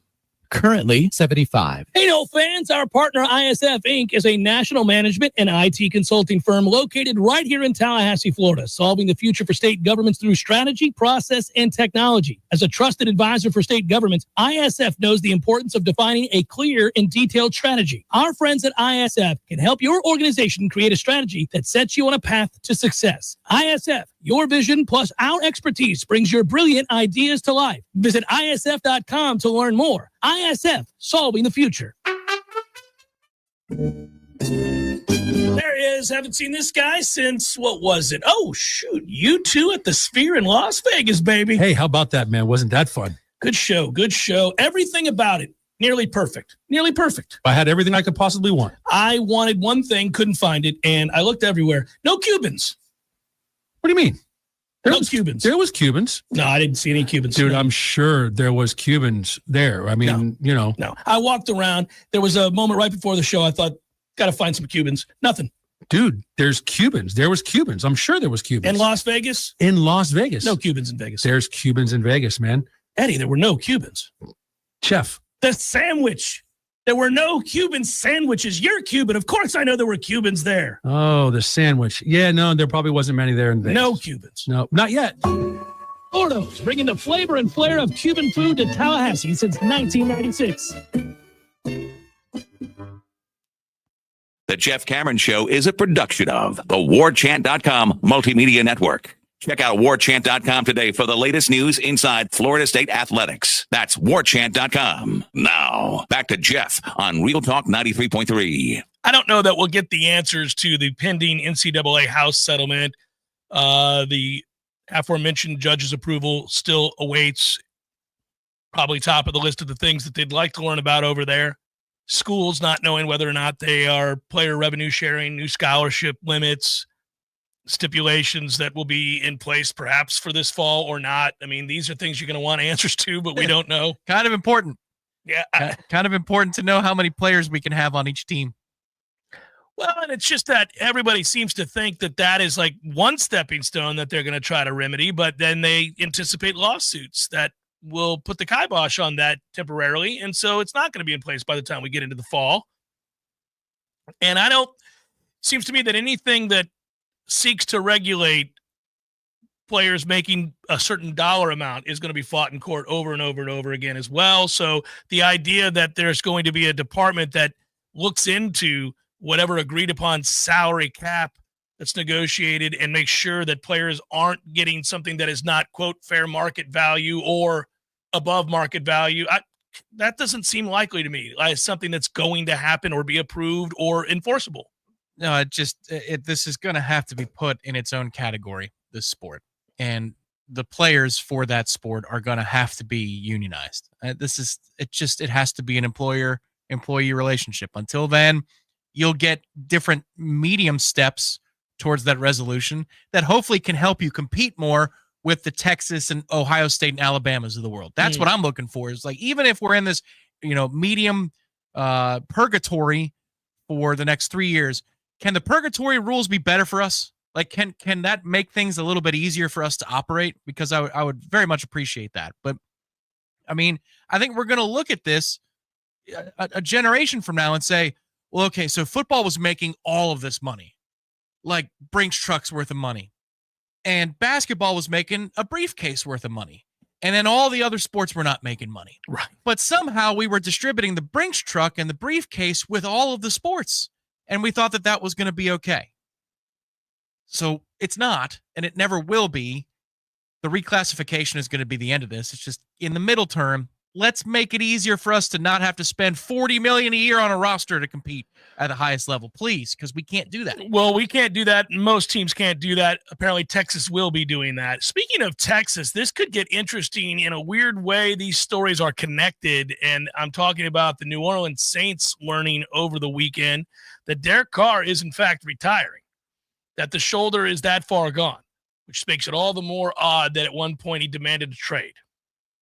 But that said, we've already addressed that issue in which I made fun of him. I will give him credit for this. Retiring helps the Saints immensely. He could have, understanding how this works, by the way, he could have stayed on the injured list and gotten paid his full salary for this year. But by choosing to retire, it allows the Saints to spread out the money. And so they save a ton, at least for this year and next year's cap number. And they're in cap hell. So this was actually pretty professional of him. And, dare I say, kind of nice of him to do. What is interesting is that, and the team did not reveal this, they were told by Derek Carr before the draft that it looks like it is a degenerative problem in his shoulder, and that the surgery that they could have elected to have him go through means, A, he'd be out this year for sure, and B, the doctors would not give a guarantee that he would ever recover from. So that's when Derek Carr decided to ride out. I'm done. My shoulder's shot. I'm done. Well, it saves the Saints a lot of money. Again, he could have gotten paid and stayed on the IL, so I give him credit. Now they can spread it out. I'm just going to say this. The Saints are on the clock. I mean, they're the first team on the clock. This is it. If you're looking for one team in the offseason to say they're going to have the first pick in the draft next year, it's going to be the Saints, because their quarterback situation now is Tyler Shuck, which is an experiment that they drafted in the second round out of Louisville and doesn't look like an NFL quarterback, and Spencer Rattler, who's sorry, and Jake Haener, who I don't know who that is. But anyhow, so it's those are the three quarterbacks they have in New Orleans as they come into camp. That's gonna be a toughie. They should trade for Jameis. It's gonna be a toughie. They had him. They can get him back. He's $8 million. But here's why it's interesting. I say the Saints are on the clock. Now, they went into the draft knowing they were going to need a quarterback. They didn't try to move up and get any of the sexy picks at quarterback. I probably would never have admitted this if I were the Saints, but I would have also taken either the defensive end or the offensive tackle, which they did take, and I would have then tanked. And I would have ensured that we're not wasting time here, because I'm going to try to convince Arch Manning to come out after 1 year at Texas. And I'm going to guess that Arch Manning is going to light it up. And can you imagine the symmetry of us drafting Arch Manning, where 55 years ago we drafted his grandfather as the first pick? And now here you are. You've got a chance to become the franchise savior with the Manning name. It would be a hell of a boon for the New Orleans Saints to be able to do this. And I think we don't know, but I think we've got a sense that Arch Manning isn't going to suck, that he's probably going to be very good. And he probably projects pretty nicely to the league. Well, and one would imagine that the family would have no problem with the Saints taking him because the Mannings have had run-ins before about they don't want to go to X market or Y market. Well, that particular Manning told his two kids not to go to certain places. That's right. Right? That is correct. Yes. Well, I wonder if he would step in here and say, don't go to where I went. They're a dumpster fire. Well, I think he would allow it because they have a tremendous footprint still in terms of interest. He grew up in New Orleans. Right. Meaning, like, their investments and all kinds of stuff. Yeah, it's a smart move. Yeah. Seriously, if you're the Saints, go out here and go 2-15, get the number 1 pick, and make it Arch Manning. Now, the Mannings and Arch himself has said that they want to play 2 years.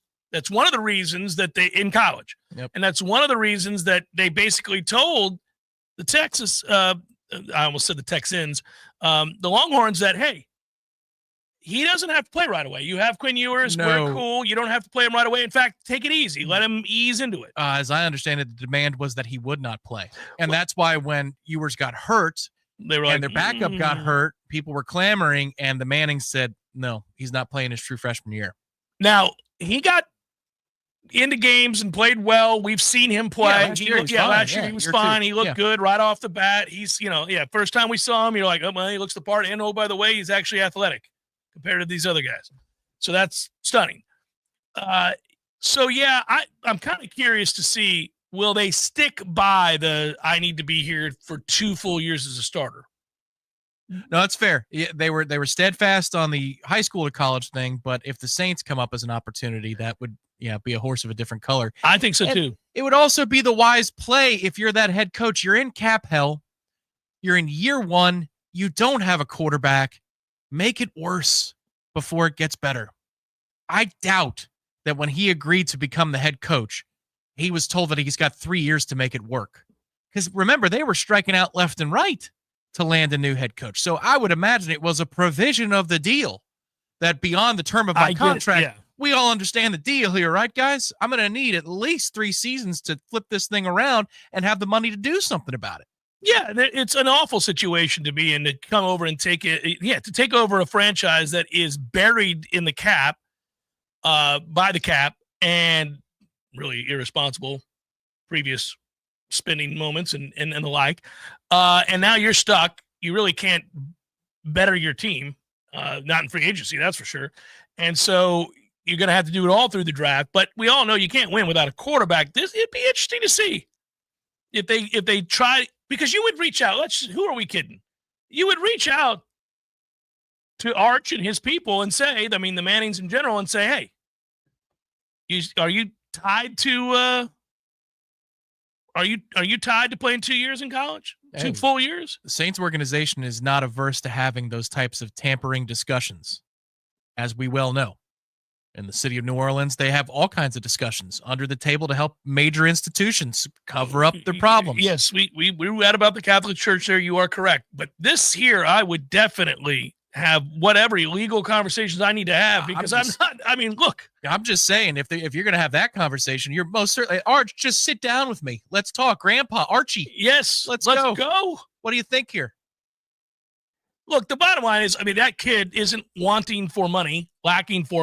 He's a guy that would have the opportunity to, stay in college and never worry about money. Texas is paying him handsomely as we speak, as pointed out there by Florida Man and Bama.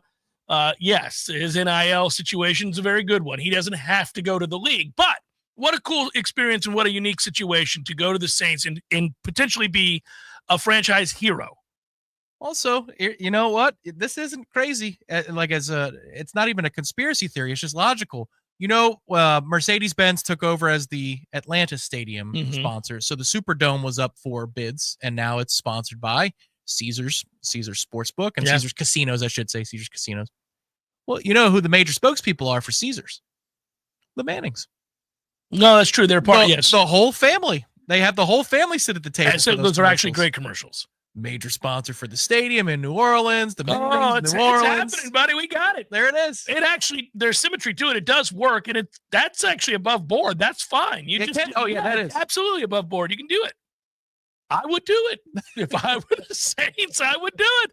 I thought about that when I was reading this morning about Carr just announcing his retirement. I'm like, well, in some ways, if I'm a Saints fan, I'm relieved because Carr sucks, and he was never going to be any good with this group anyhow. But he's going to get us to 5 or 6 wins, and we could be stuck. And we're wasting our time with this. Get the 9th pick with it. We're just middling out here. That's not going to get it done. Now we can definitely be if we're starting Spencer Rattler, we're going to be the worst team in the league. Well, Mason Rudolph is worse than Spencer Rattler, but either way, and I still am going to guess that I suppose Aaron Rodgers ends up in Pittsburgh. I don't know, but man, if I'm the Saints, I don't want answers.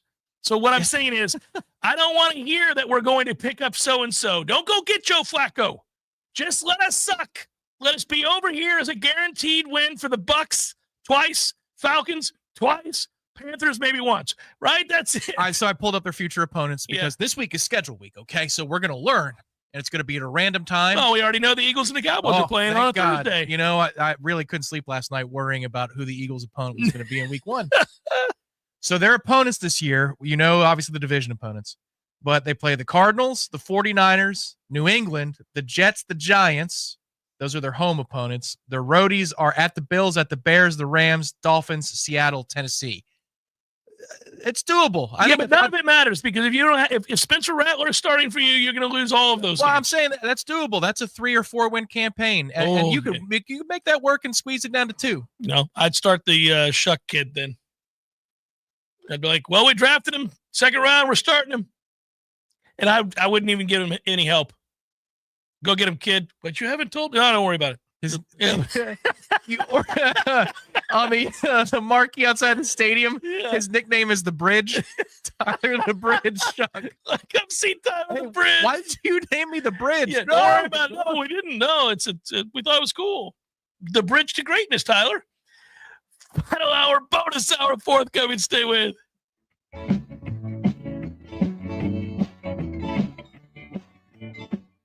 Now that the brutal North Florida and South Georgia winter is over. Okay, we had a couple of cold snaps, but still, now is the best time to give your AC system a good cleaning. Dust can build up in your AC system, leading to higher utility bills and poor air quality. That's when it's E&B to the rescue. Our 21-point inspection and tune-up costs only $99 and gets things working their very best. So before the summer hits, get your AC spick and span. Call E&B Heating and Air Conditioning today. There's nothing like relaxing in a hot tub after a long day. But if you don't have one, you're truly missing out. Hot tubs and spas have tremendous health benefits, besides just helping you relax. Like improving your sleep, they help with pain relief. They help to better your cardiovascular health, and so much more. And this season is the perfect season to finally buy what you've been wishing for. Pinch a Penny Pool, Patio, and Spas has the hot tubs you need for the price you want. Come shop our huge 12,000 square foot showroom and save today. There's over 50 hot tubs in stock right now, so you won't have to wait weeks on end for that delivery to finally come to town. If you're ready to relax, we're here to show you how. Pinch a Penny Pool, Patios, and Spas. Come visit our huge showroom at 2473 Greer Road with over 50 hot tubs to choose from. You'll be glad you did.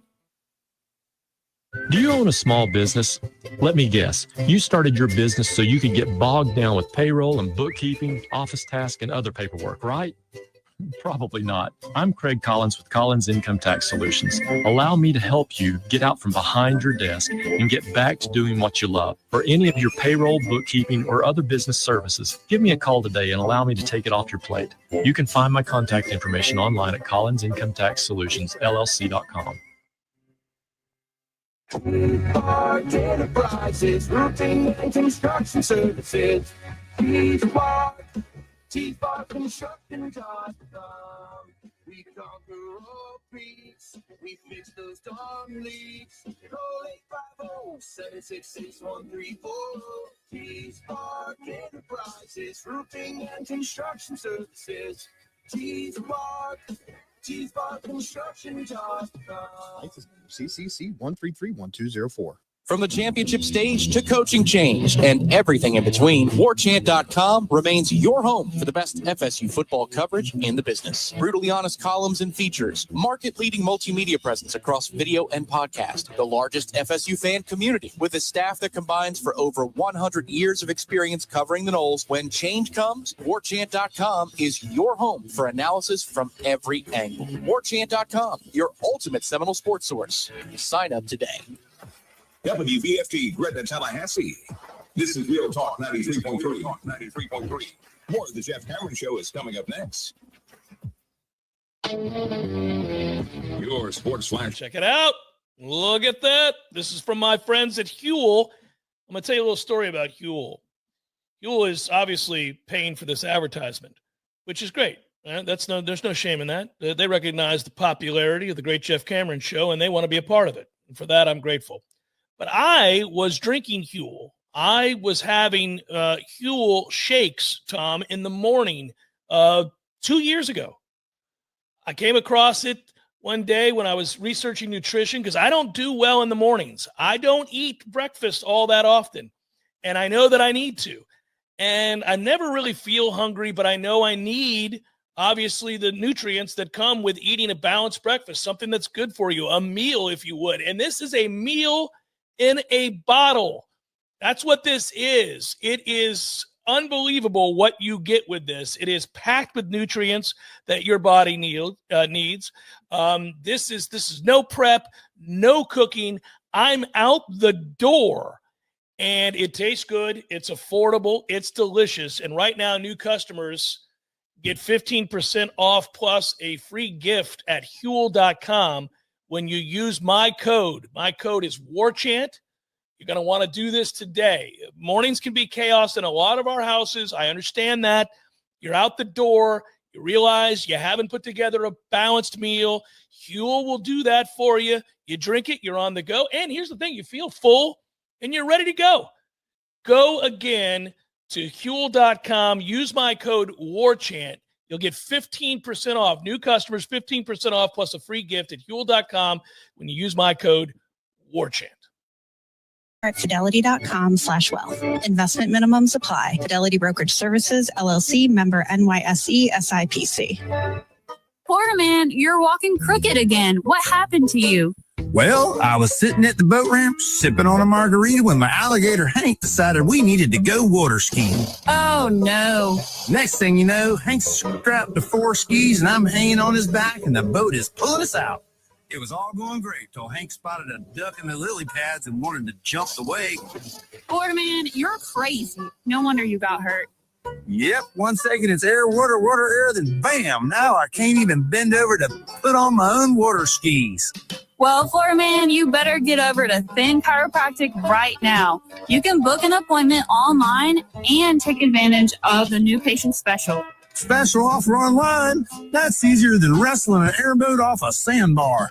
That's right. Just go to thinchiro.com. FENNCHIRO.com.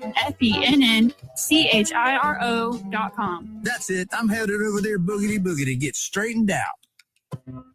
Hey everybody, this is Shannon Young with Cross Country Mortgage. Been in the industry now for 22 years. I just made the move over to the nation's largest retail lender, Cross Country Mortgage, here to serve you in 7 states, including Florida, Georgia, Alabama, the Carolinas, Tennessee, and the state of Texas. Here to offer better service, better rates, and if you were thinking about buying or if you've been on the fence and been waiting to call me, now is the time. You can still find me at loansforknowles.com.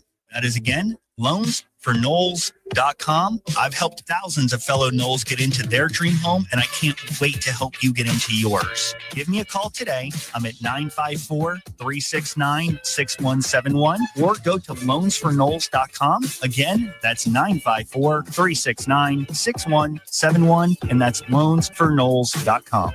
Equal housing NMLS 373031.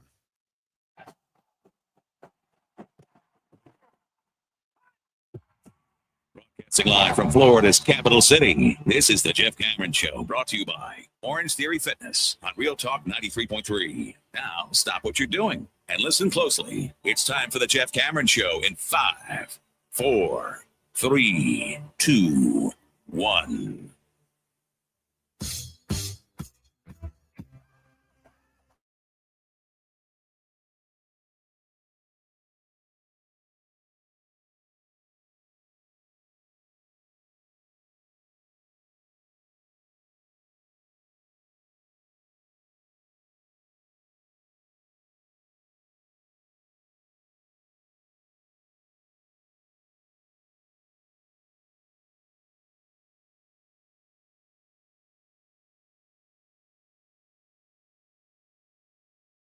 Hopefully you guys had a wonderful weekend with your mothers, and or if your wife is a mother, celebrating mothers of some kind. Hopefully you did. And I say to all you mothers out there, thank you for everything that you do.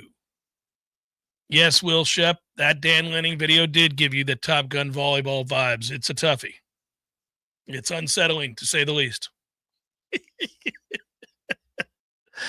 You saw it? Did you watch? Yeah, I don't like it.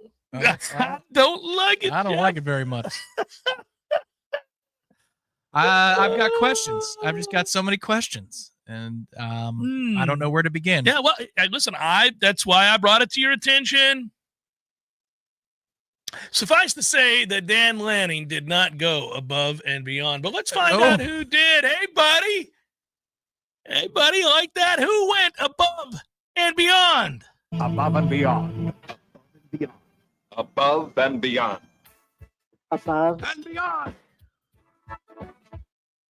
I think I'm going to like that sounder whenever we do this. Also, when you name the person who did, then I also have a secondary one for you. And that's it. There you go. Yeah. Just a separate one? Yep. I like it. Let me remind everybody what we do here with our friends at aboveandbeyondbr.com.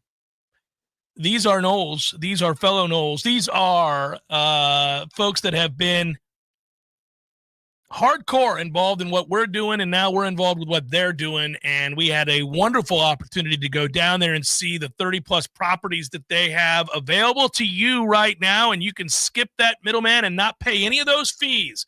None of the VRBO fees or anything like that. You're saving money. And if you use the promo code JCS, you save 5% more than you're already saving.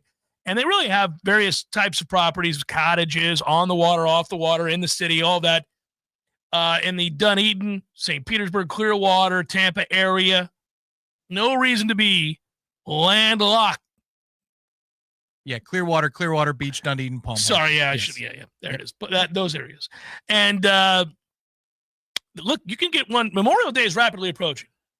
I don't think they're sold out just yet. There's a couple of listings in Dunedin. Yeah, that you can still do. I like the Dunedin listings because I do too. That one's a good one. You just walk to downtown. They've got the music in the park and the whole to-do. There you go. Exactly. No, it's awesome. Yes.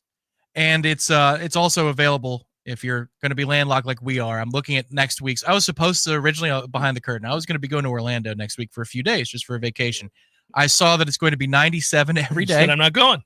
Going.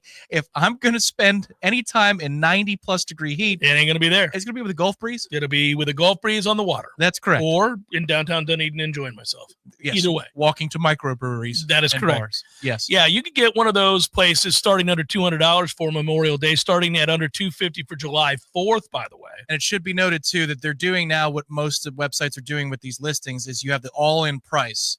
So don't get afraid if you looked at it a month or two ago and you saw it says like $174 a night. No, it's the total cost for your stay, including all fees and so forth. So you see larger numbers, but now that is just the flat rate for a 2-night stay, 3-night stay, whatever it is. Awesome availabilities in Clearwater Beach because you also get parking, which is not easy to find and a pain in the butt. We experienced it ourselves at the luxury condo. That didn't suck, but I liked all their properties. Great rates through July for Florida residents. Call Above and Beyond VR today or visit aboveandbeyondvr.com to see available listings. Joe Charles, last 6+ innings, no runs, 13 Ks, 2 walks. Fired up. There it is. Who's your guy? It was Joe Charles. I screwed you. You did. I switched it up. That's the sound of you screwing me and taking my guy. So this is funny because I told Tom before we got into the studio, I got a guy for our Above and Beyond segment. I know who I'm going to choose the person that went above and beyond. And he goes, oh, well, who's that? So we're not redundant. I was like, oh, Drew Farrow. He's had a huge, he's been great as of late. And you were like, oh, good, because I got my own guy. And then I switched it to dude and gave you a little Joe Charles, which happened to be your dude. You did. And I'm not thrilled about that. So who are you taking? Drew Farrow? Drew Farrow. I don't know who went above and beyond this weekend other than Joe Charles in the Florida State bullpen, which if you combine his appearance with John Abraham, they faced 4 over the minimum. Now, Cal isn't great, but we weren't doing this to teams that were mediocre or bad anyway. Correct. So this is huge. Specifically for Florida State, I think you have to look at the bullpen, especially considering the bats themselves cooled off over the course of the weekend. They did plenty yesterday, but they were shut out, and there was like a 14-inning streak of scoreless baseball on the West Coast. Back on the East Coast, I don't know. I could go with my hometown team. I could go with your team, taking 2 out of 3 on the weekend. Beating the Braves, taking out the Braves. We took 2 out of 3. Griffin Canning yesterday threw 6 innings of 2-run ball against the Cubs offense. He may cheat at golf, but he might also be legitimately good at baseball now. That dude had the worst ERA among starting pitchers in the bigs among qualified. And he's doing some things. He's got a sub 270 ERA this year.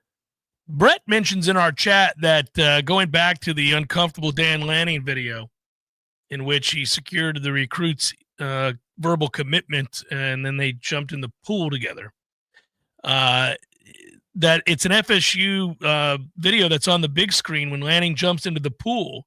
Jordan Travis on the scroll at the bottom. What were they watching? My guess is they were watching ESPN, and it was the news that Jordan Travis was retiring, or it was reiterated, something along those lines, and then they were showing videos of Jordan. I did not inspect this the way that you did, Brett, as if it were the Zapruder film, because I was recoiling from the embarrassing actions of my man Dan Lanning. I got you one. Here you go. Florida State golf today. Okay. So boat racing. Yeah, this is round 1, day 1 of the Tallahassee Regional over at Legacy. For people who don't know the rules, here's the deal. They just have to finish in the top 5 to go on to nationals. So they don't have to win this. They just have to be in the top 5 so that they move forward. And they are obviously one of the teams that's expected to be competing for a national title. So you'd expect that they either win the regional or certainly in the top 5. Well, and they're the second highest ranked team, Yes. the second best team. Ole Miss is number 3 in the country, and they're here in Tallahassee. Well, Florida State holds a 7-shot lead over the field right now as a team. Luke Clanton is the individual leader right now, shot 66 today. Again, it's a multi-day event, so you're not done yet. But at present, Florida State is 12 shots clear of 6th place.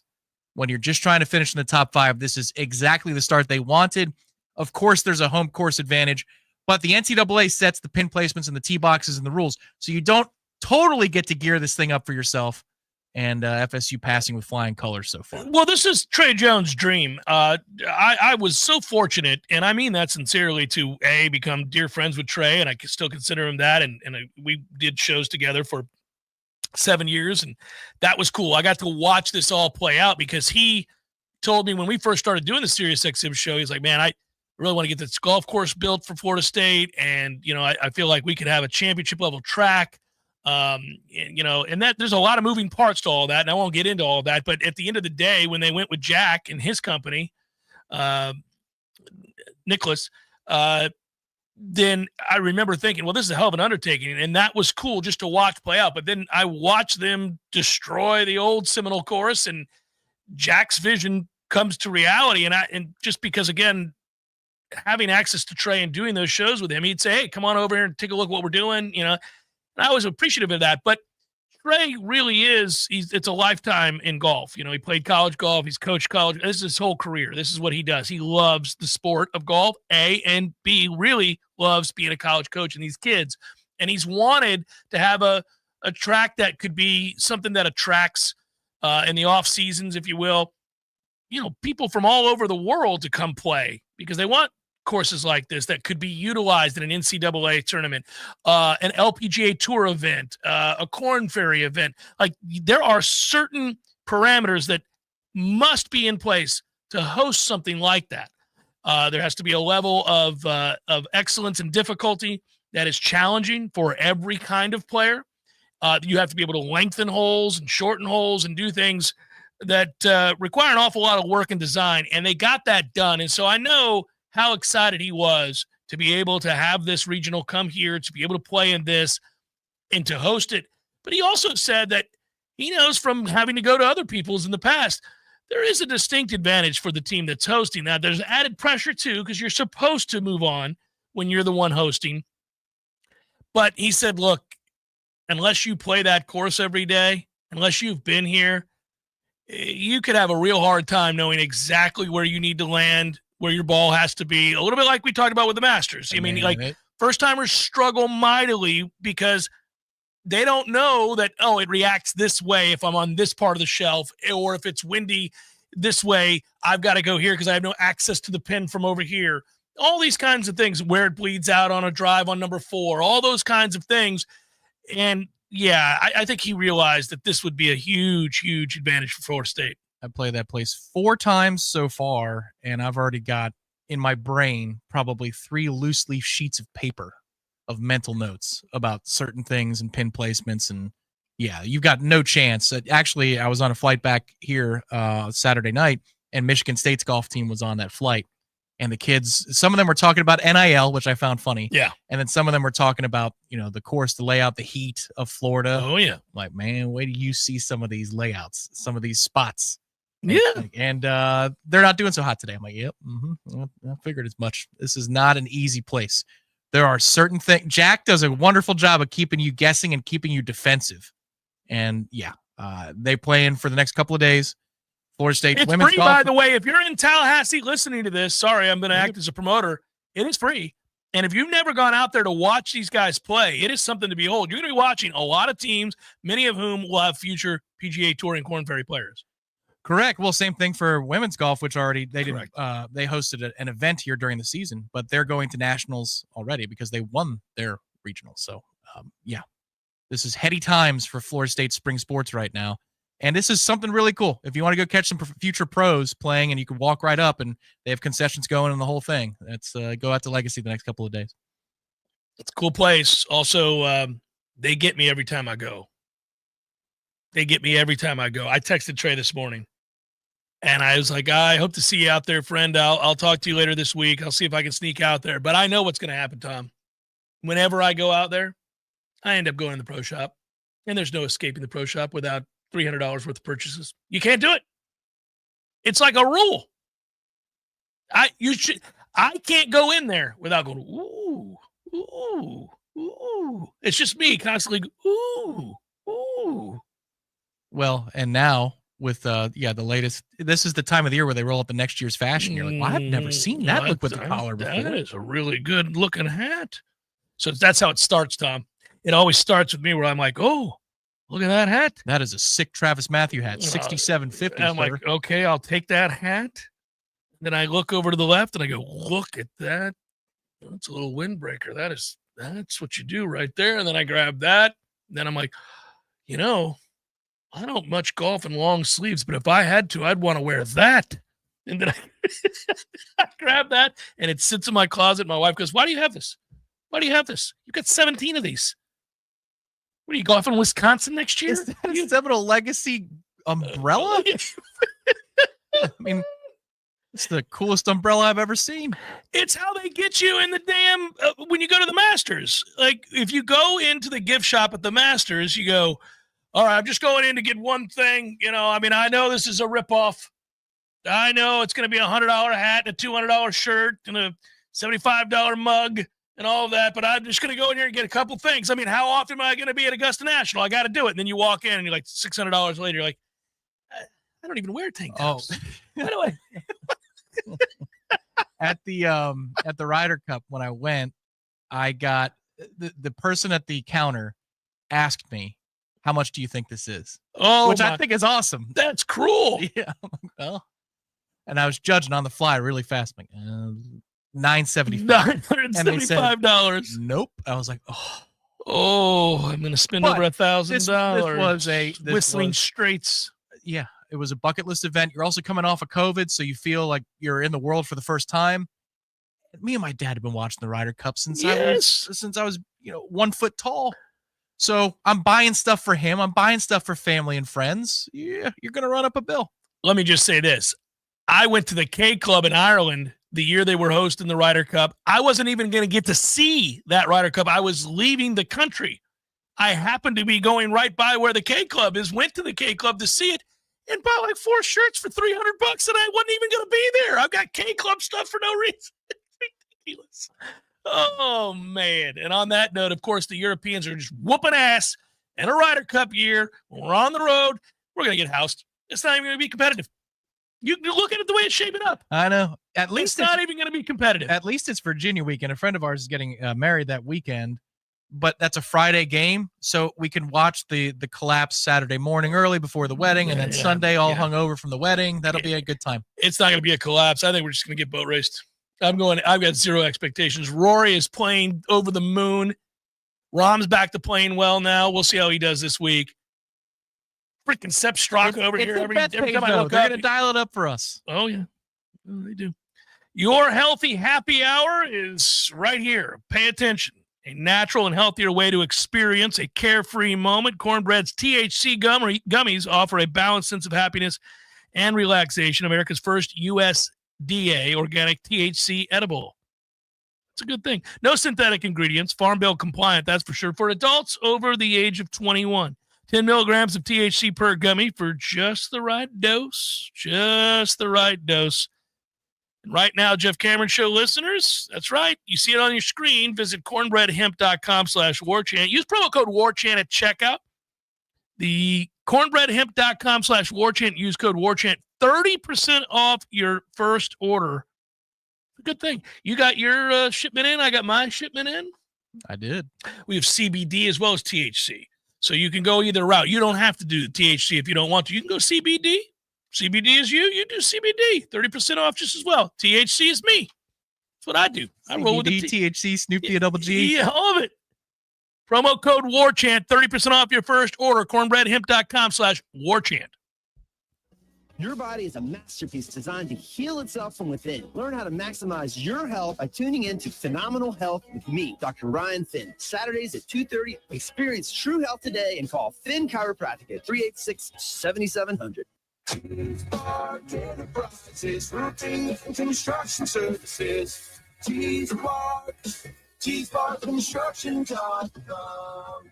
We conquer all peaks. We fix those dark leaks. Call 850-766-134. T-Spark Enterprises, roofing and construction services. T-Spark Construction.com. License number CCC 1331204. Hey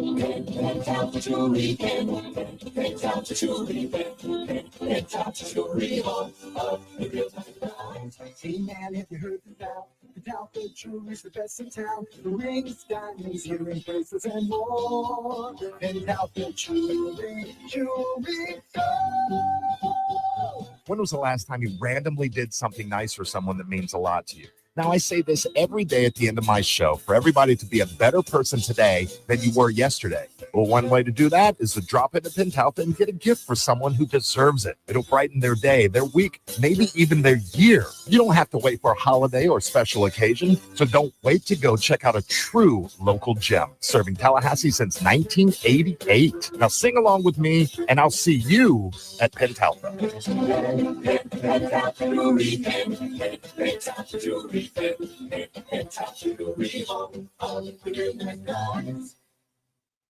Hey everybody, this is Shannon Young with Cross Country Mortgage. Been in the industry now for 22 years. I just made the move over to the nation's largest retail lender, Cross Country Mortgage, here to serve you in 7 states, including Florida, Georgia, Alabama, the Carolinas, Tennessee, and the state of Texas. Here to offer better service, better rates, and if you were thinking about buying or if you've been on the fence and been waiting to call me, now is the time. You can still find me at loansforknowles.com. That is, again, loansforknowles.com. SelectQuote.com. I've helped thousands of fellow Knowles get into their dream home, and I can't wait to help you get into yours. Give me a call today. I'm at 954-369-6171, or go to loansforknowles.com. Again, that's 954-369-6171, and that's loansforknowles.com. Equal housing NMLS 373031. Did you know backup generators often lack the power needed to start an AC unit? Installing an EasyFlex soft starter from E&B Heating and Air can reduce startup current by 75%, allowing your AC to run without a larger, more expensive generator. Visit EMBHeatingandAir.com for more info. My brother-in-law died suddenly, and now my sister and her kids have to sell their home. That's why I told my husband we could not put off getting life insurance any longer. An agent offered us a 10-year, $500,000 policy for nearly $50 a month. Then we called SelectQuote. SelectQuote found us identical coverage for only $19 a month, a savings of $369 a year. Whether you need a $500,000 policy or a $5 million policy, SelectQuote could save you more than 50% on term life insurance. For your free quote, call SelectQuote at 1-800-743-8080. That's 1-800-743-8080. Or go to SelectQuote.com. 1-800-743-8080. That's 1-800-743-8080. SelectQuote. We shop, you save. Full details on example policies at selectquote.com/commercials.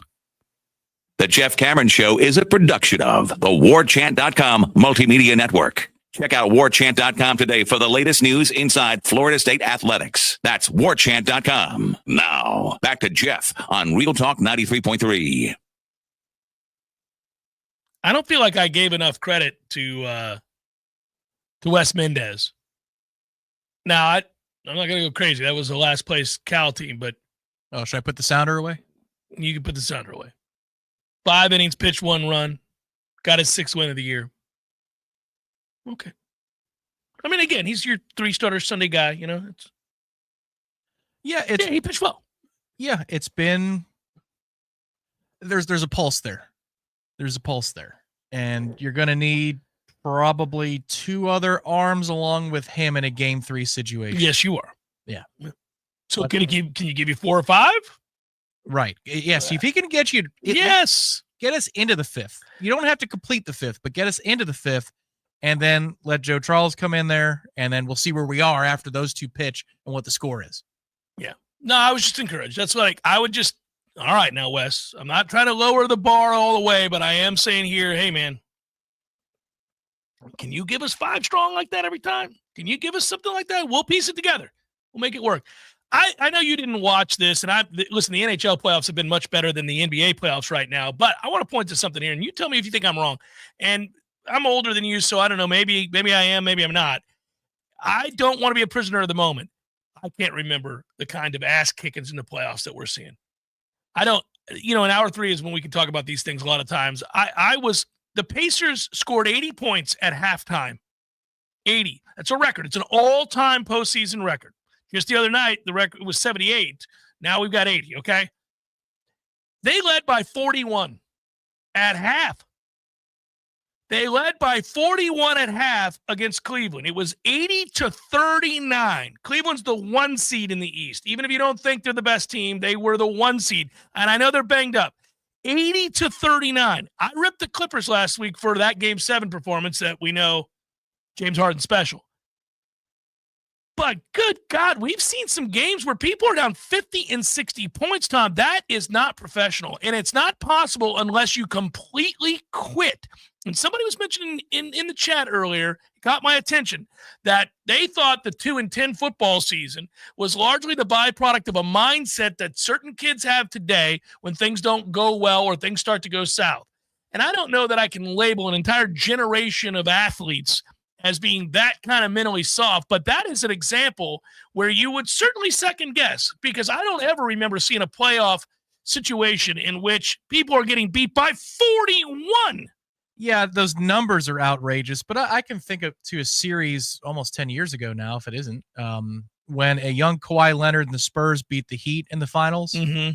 And those first 3-4 games were just ass kickings going either way because the adjustments were made back and forth. And I think the coaches at that point, once they realized, all right, we're going to push for this. And once, if you beat it out of us, then we're going to call off the dogs, save our minutes, and we'll tip our cap and we'll move on to the next one.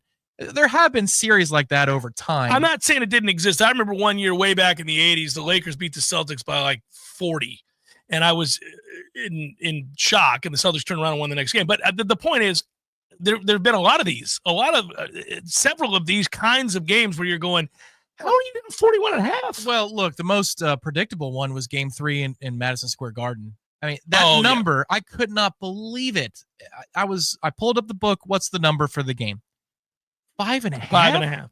5.5. Are you crazy? You're so scared of Boston blowing another second half lead that this thing's going to come down to 5.5? That is in a 2-0 situation. Oh man. No, I bet Boston too, but I did have to pause because they were the chokest bunch of chokers I've ever seen through 2 games. That was insane. The series is over if they lose that game. That's just the spot for that 5. I'm like, man, that needed to be 8.5, 9.5 for me to pause. So you're seeing some of that. I think not. That's a specific scenario, but you're seeing some of it where it's like, oh, if it's not our night, then all right, then let's run it back and get it tomorrow. The 2-10 season is very different. They're just like, well, we're done for the year. There is no, okay, this is a best of 7. You can take tonight. No big deal.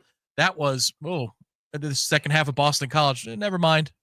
It was cool. Off season was fun. It's hard. I never will forget. It is different for different sports.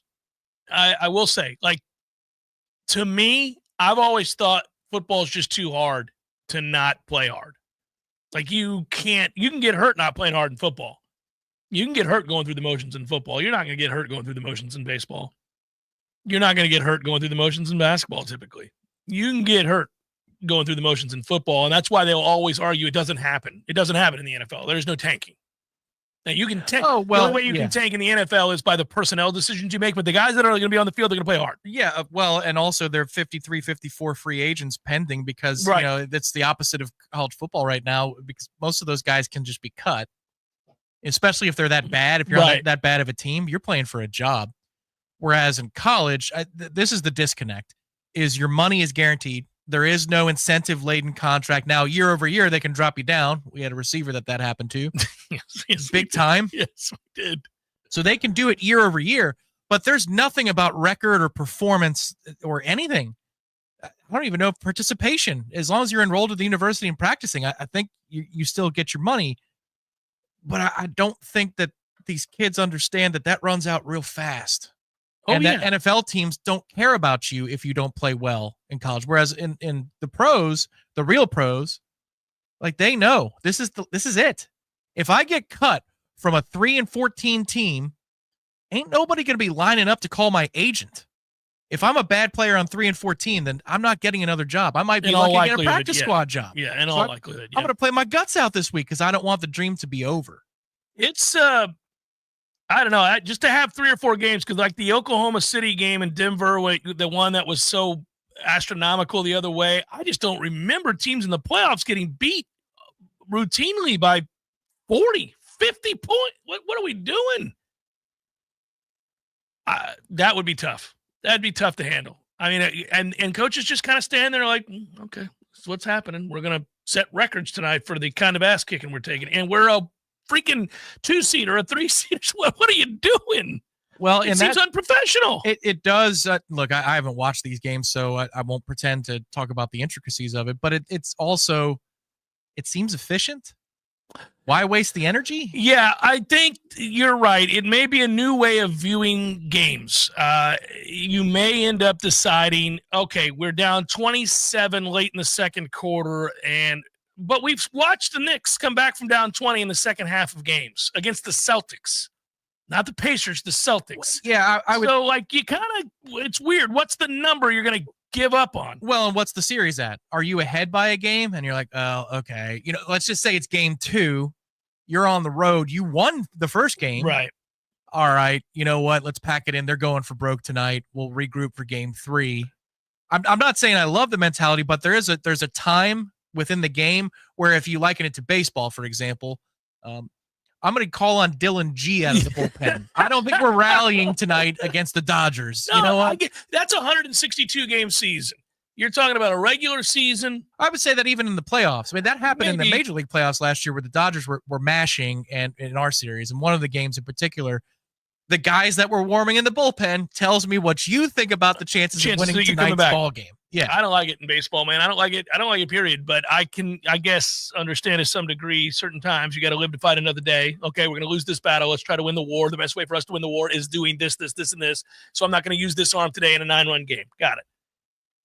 But, man, it happens early in some of these basketball games. Like, whoa, they've just decided peace out tonight. That I can't speak to. That's tough, man. I don't get it. It seems awfully strange to me, but it's happened several times. Jeff Cameron Show 93.3, Real Talk Radio, and Warchant TV. Your local news now. One person is dead, another is in serious or critical condition, and 3 others were placed on trauma alerts following a rollover crash on westbound I-10 around 9 p.m. Friday. The crash happened near mile marker 205 between a Toyota and a Chevy. 2 people were in the Toyota and 4 to 5 people were in the Chevy at the time of the collision. The person who died was confirmed to have been in the Chevy. The accident is still under investigation. It is unknown how the collision unfolded and the current condition of the other people involved in the wreck. Then around an hour later, a second fatal wreck occurred just a few miles away. A 31-year-old woman was killed near mile marker 210 just before 10 p.m. The 31-year-old woman was driving behind another car in the same lane, approaching at a faster speed. She attempted to avoid the collision, but still hit the car. After the initial impact, the car went onto the shoulder, down an embankment, and hit an oak tree head-on. She was pronounced deceased at the scene. This is Rachel Anay with your Real Talk 93.3 local news update, brought to you by Macklemore Systems, Tallahassee's go-to Mac store. Check them out online at Macklemore Systems.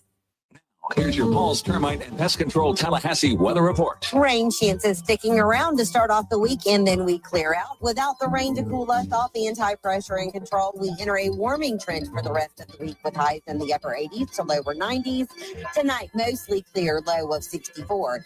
Tuesday, mostly sunny, 40% chance of showers and storms, high of 84, low of 65. Wednesday, sunny with a high of 89. From Real Talk 93.3, this is Danielle Kelly.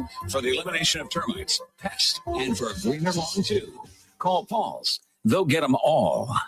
Did you know that the survivability of a metal roof far exceeds that of a traditional shingle roof? At Metal Roofing Sales of Tallahassee, we have new state-of-the-art roll formers that produce the highest quality Versa panel, PBR panel, and standing seam options. And we will guarantee to match or beat any local competitor's pricing. We're a family-owned business, ready to offer you the best sales and installation service in the area. And don't forget about our veterans and first responders discounts. Call Metal Roofing Sales today, 850-536-9123, or visit us online at metalroofing.net.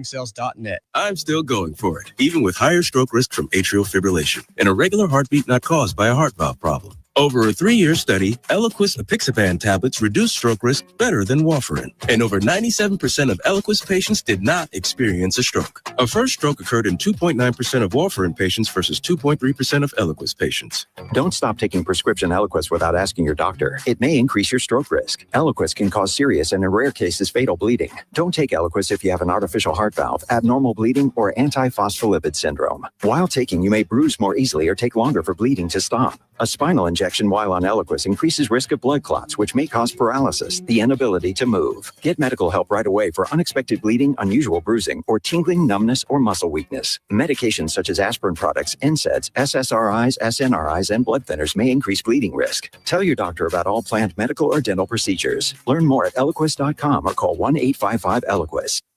The Jeff Cameron Show is a production of the Warchant.com Multimedia Network. Check out Warchant.com today for the latest news inside Florida State athletics. That's Warchant.com. Now, back to Jeff on Real Talk 93.3.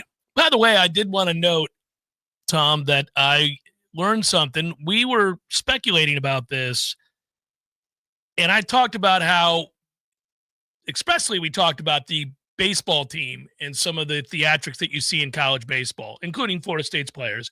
And, you know, as older guys, it rubs us the wrong way. We think it's silly and it's outlandish. It's the kind of thing that would have got you drilled a few years back, you know. But there's a fine line, right? I don't mind guys pimping a home run within reason. Can't stand there for a half an hour, but okay, you want to twirl the bat. And we were having that discussion, you want to go celebrate near your dugout? All right. Yeah, I'll live with it, right? But I learned something because I talked about how, And I have these conversations with my son about his football team and about players on his football team and the things that they post or don't post or whatever it might be, right? And I said, it seems to me that all of these guys are trying to be seen for a specific movie role. Like they know it's going to be put in the montage. They know it's going to be put in the climb. They know it's going to be put in the game recap rundown or whatever they call it, right? The video montage. And so they do certain things that they know in that moment. So it's not authentic. It's just a sort of reaction that they know will play well for the cinema of it all, right? And I was saying that to Bryce. You and I have talked about that, but I was saying that to Bryce. He goes, yeah, Dad, it's called clip farming or aura farming. He goes, okay. Yeah, he goes, they're clip farming. He goes, I see teammates of mine do this all the time when they see the cameras come out at practice, because sometimes they'll, like the student videographer or photographer will come and take pictures of the guys. So they have stuff for the yearbook later on, and then, for the games and the seasons and all that. Well, they're in the middle of spring football now, so they're out there a lot because the spring game's coming up. And he's like, yeah, I see guys all the time, Dad. They'll make a play. They're like, it's a simple play. But what they really do and what irks him and what would really irk me is, he said, they'll wait till they get a one-on-one against somebody they know can't play. And they know the kid can't guard him or the kid can't block him. And they even purposely line themselves up for the drill when the cameras are out for the guy that they're going to destroy. I was like, well, that's cruel. He's your teammate. And like, you're going to take credit for that? He's like, they don't care that it doesn't mean anything. They care that that will be filmed and probably used because people love the ooh moment of it all, where you put a kid on his ass or you juke him because he's not athletic or something like that. I'm like, well, that's dumb and ridiculous. He's like, yeah, I think so too. But that's exactly what has happened. And he goes, it's such a thing that there are kids on the team who, when they see a good player do that to a lesser player, they'll say, stop clip farming, man. Stop aura farming. You look like an a-hole. Like, he can't play. What are you doing? Like, man, there's a whole new thing to fight over now. That's crazy. Yeah, I mean, yeah, posing for the newspaper, posing for pictures. That was the phrasing back in the day. My dad would say, what are you doing? Knock it off. You posing for animal crackers over there? And I hadn't thought about that until just now. Posing for animal crackers. I think that's a fantastic 1940s way of disciplining somebody. Clip farming is aura farming. Yeah. It's ridiculous. I'm like, yeah, they are. They're clip farming. When you see a kid hit a home run and stand there or say something. And did you see this situation with Florida and Texas? No. Kid for Texas is insane. His coach goes out there to yell at him. After every pitch, he's yelling at the pitcher. There's ball one. He's like, yeah, what's up, bitch? He's like, it's unbelievable. It was unbelievable. It was there's going to be a huge fight. Of course there is. We are counting down until and that's going to be for blood. That's going to be a real problem, because once that barrier is broken, whatever that fight is, wherever it takes place, yeah, that's going to be for keeps, man. Well, listen, what's his name just retired? The pitcher, Stripling. Remember him? He's the one who got in the fight with Harper early on, a few years ago. Oh, is that the one in San Francisco? Yes, yeah. And that's like 10, that's more than 10 years Well, ago. whatever it was, that guy's a monster. Yeah. I mean, a monster. Not somebody I would charge, which is why I always gave credit to Harper for doing so. I was like, okay, all right. You just went up in my book. That's impressive. You charged a dude who you knew meant to hit you, but he's also 6'5", 250. You were like, I don't care, I'm going. And he got a shot in, and it was good. Well, that guy just retired recently, and when I saw that he retired, I was like, oh, man, that's the guy in today's era, because he was a no-nonsense guy. He was a guy that would hit you, and he did throw 98, so it was going to hurt. He was coming for that elbow or that wrist or those ribs. It was going to happen. Yeah, a Family Guy. Yeah. And so, my man, I was thinking it's going to take a guy like that who just doesn't care, who knows he's going to be charged and is a big bitch and doesn't have time for the nonsense. And you're gonna clip farm at the wrong time and show up the wrong guy. You can go, all right, okay. And the next time, that's middle of the back at 98, and the glove drops. What? And here we go. It's going to happen. And you're right. I think it's going to be hideous, because this has been going on for a while. Want it to happen. No, me too. So we can have the conversation and we can just move forward and regulate it to a reasonable level. Get a hold of yourself, everybody. There's no problem with standing. Like you saw the umpire with the LSU walk off. Right. He was mad at that. That's a walk off. That game is that over. Umpire needs to walk off the field himself. Yeah, just leave it be. And then he gets in the middle of the pile. Yeah, and the kids are coming don't do that. Well, these guys. What is wrong with you? habitual line steppers. They get in the way. Umpires have been clip farming for generations, though. It's part of the tradition of their role, which is ridiculous. I think, listen, if it's the third inning and you hit a home run to tie the game or take the lead 2-1, 3-2, whatever it might be, beyond just like a bat flip and a quick stare, you don't need to be pimping out here for a day and a half. I'm with the umpire in that moment. Like, man, get it going. You're going to have a problem here in a second. Like, let's go. But if it's a walk-off, as the game's over, the pitcher can just walk off the mound. It's over. Yeah, I don't think this is where I will exonerate the kids of today. I don't think it's anything specific to do with the kid. I think it's the social media. Yes, it's the camera. It's, yes, cause and effect. That's the effect of this. Because when I was in high school, this is my 20th year this year. If we had the yearbook come out for a golf event or for whatever the event was, you were aware of it. Well, and I would watch. I didn't care. That was my thing. Was I never cared, but I'd watch my teammates like go over a putt, in a certain hoping way. to get a picture. Yeah. I'm like, Jordan, you never do that. Yeah, why you're are you doing that today? Hey, listen, you want further proof? It's not the kids. It is the era. Yeah, Tom Brady with the "Let's Go" scream. It got ridiculous. Everybody ended up doing "Let's Go" and still does. But he would yell "Let's go" every time there was a camera around him and they made a big play. And, and listen, he's the greatest of all time. And 7-time Super Bowl champion, whatever. But it's absurd. They used it in the damn ad. You know who was ahead of his time for that too? Was Tebow. Oh, Tim couldn't wait to have the camera on him. Tim would run to the back of the end zone after the game was over, And which is where the photo media is, and drop to a knee right there. I'm like, oh, I see. All right, I see you working. He was the influencer before influencers. Could you imagine the following he'd have now if he was a freshman? This era is made for him. Much like Warwick Dunn was ahead of his time for running backs who are multifaceted and in the modern offense of being able to pass pro, catch out of the backfield. If Warwick Dunn's career happened 10 years later, he's a shoo-in for the Hall of Fame. He's already a borderline Hall of Famer as it is. Tebow in the influencer era, he was just a little ahead of his time for the influencer era. Well, the oddity is that you can go all the way back. Obviously, FSU's had their fair share. Deion Sanders invented this. All of this. Basically all of it. Now, again, he is arguably the greatest corner to ever live, and certainly could back up all of his talk, and routinely was the best player on the field in any game that FSU played in, and held a lot of the games that he played in the NFL. Nobody's ever denied that.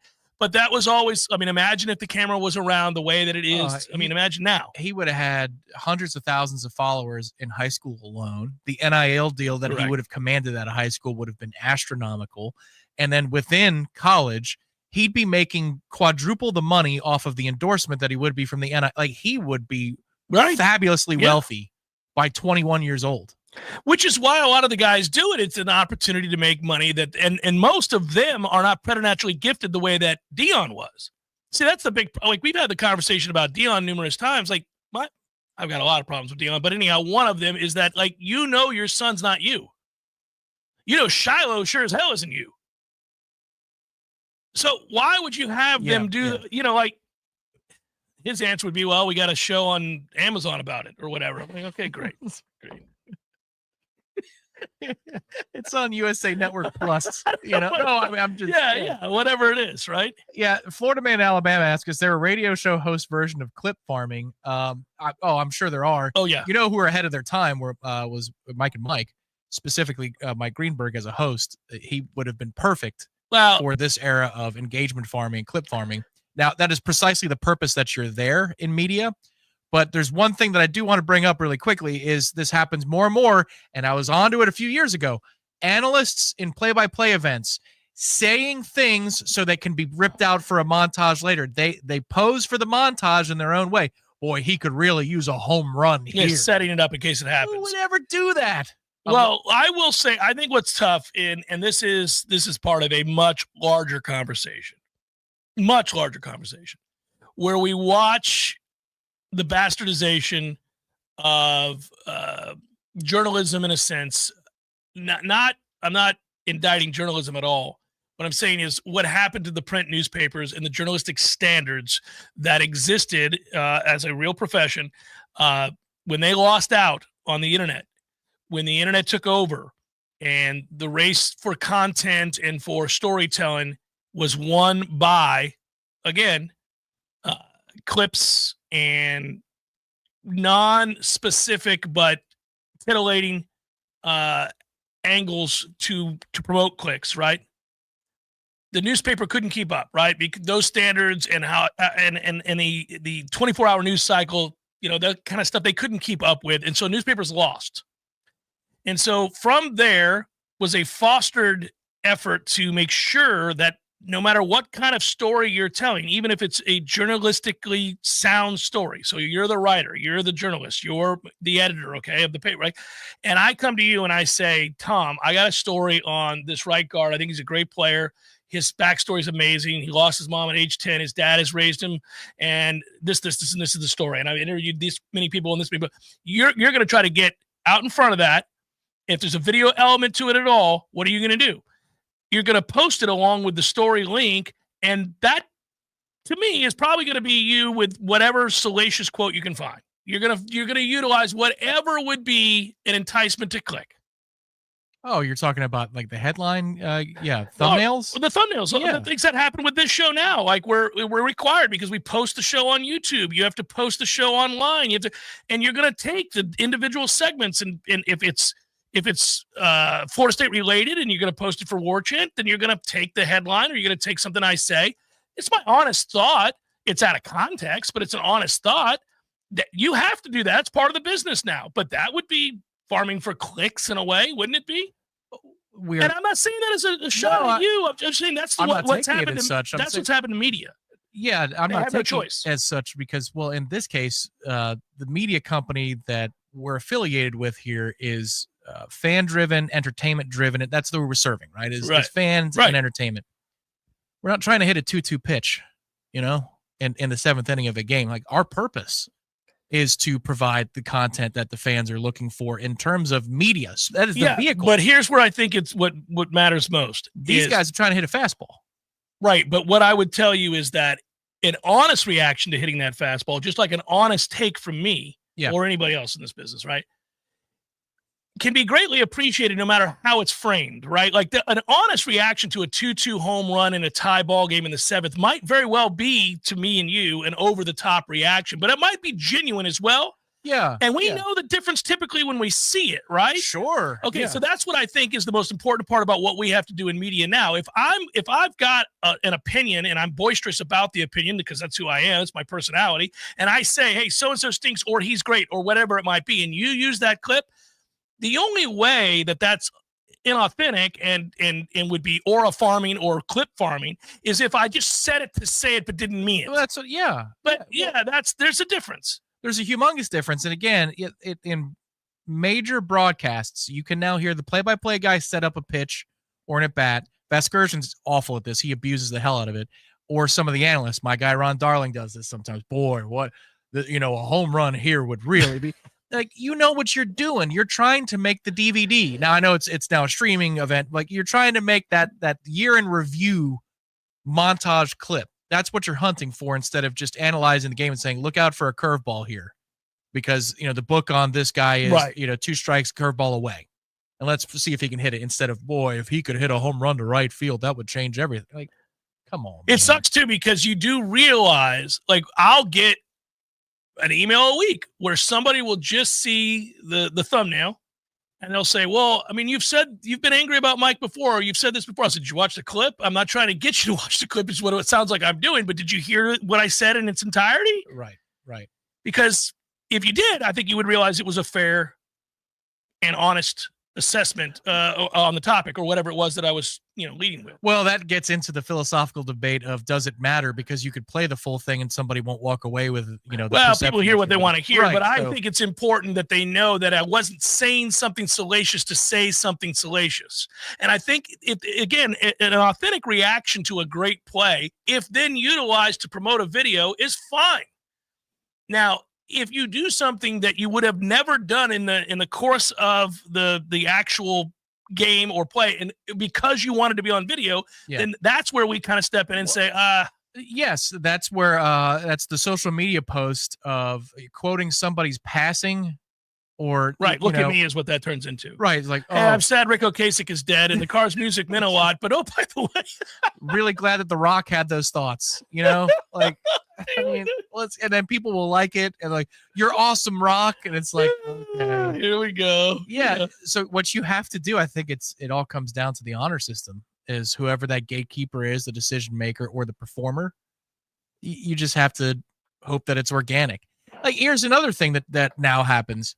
Remember the first time that you saw a camera of the play-by-play booth reacting to a big play that they're called? Oh my God, that becomes the whole thing now. That's no longer organic. Everybody knows that that's a thing that's going to be. Well, that was kind of born out of the whole Joe Rogan nonsense where they come over to like the UFC fights and stuff. Like, you're right about that. That thing is everlasting. But they do it over and over and over again now. You got to say something though. If you're being observed, something changes. That's natural. Physics proves that down to non-organic beings. Yeah, no, that's true. Yeah.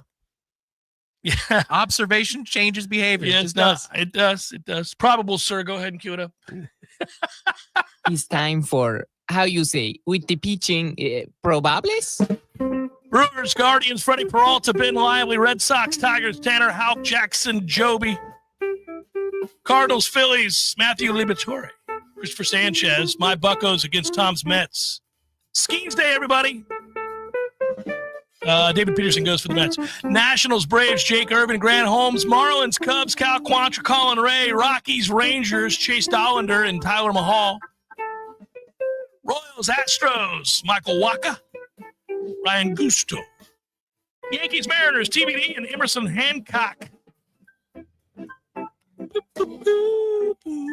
Angels, Padres. Michael King goes for the Padres, and we finally rounded out with the D-backs and the Giants. Good game. Merrill Kelly, Justin Verlander, and that is a look at those that shall reside on the boat.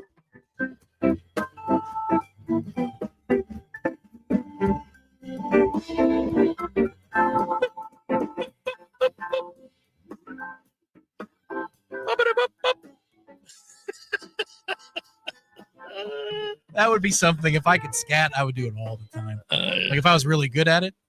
Probably could. I don't know. I never felt like it was that much to figure out how to do. Some people do it a lot better than others, obviously. People can be smooth. Very smooth. Whoa. Yeah. But you're still just kind of boo, bop, bop, boo. Well, some scatting isn't good. Yeah, you're not doing anything. You're not doing anything, yeah. But then some people scat and you feel like you're seeing Fred Astaire dance. You're like, well, that is unbelievably smooth. Good work out of you, sir. Thanks, everybody. Appreciate you listening. Hope you have a good rest of your Monday. We'll be back with you tomorrow.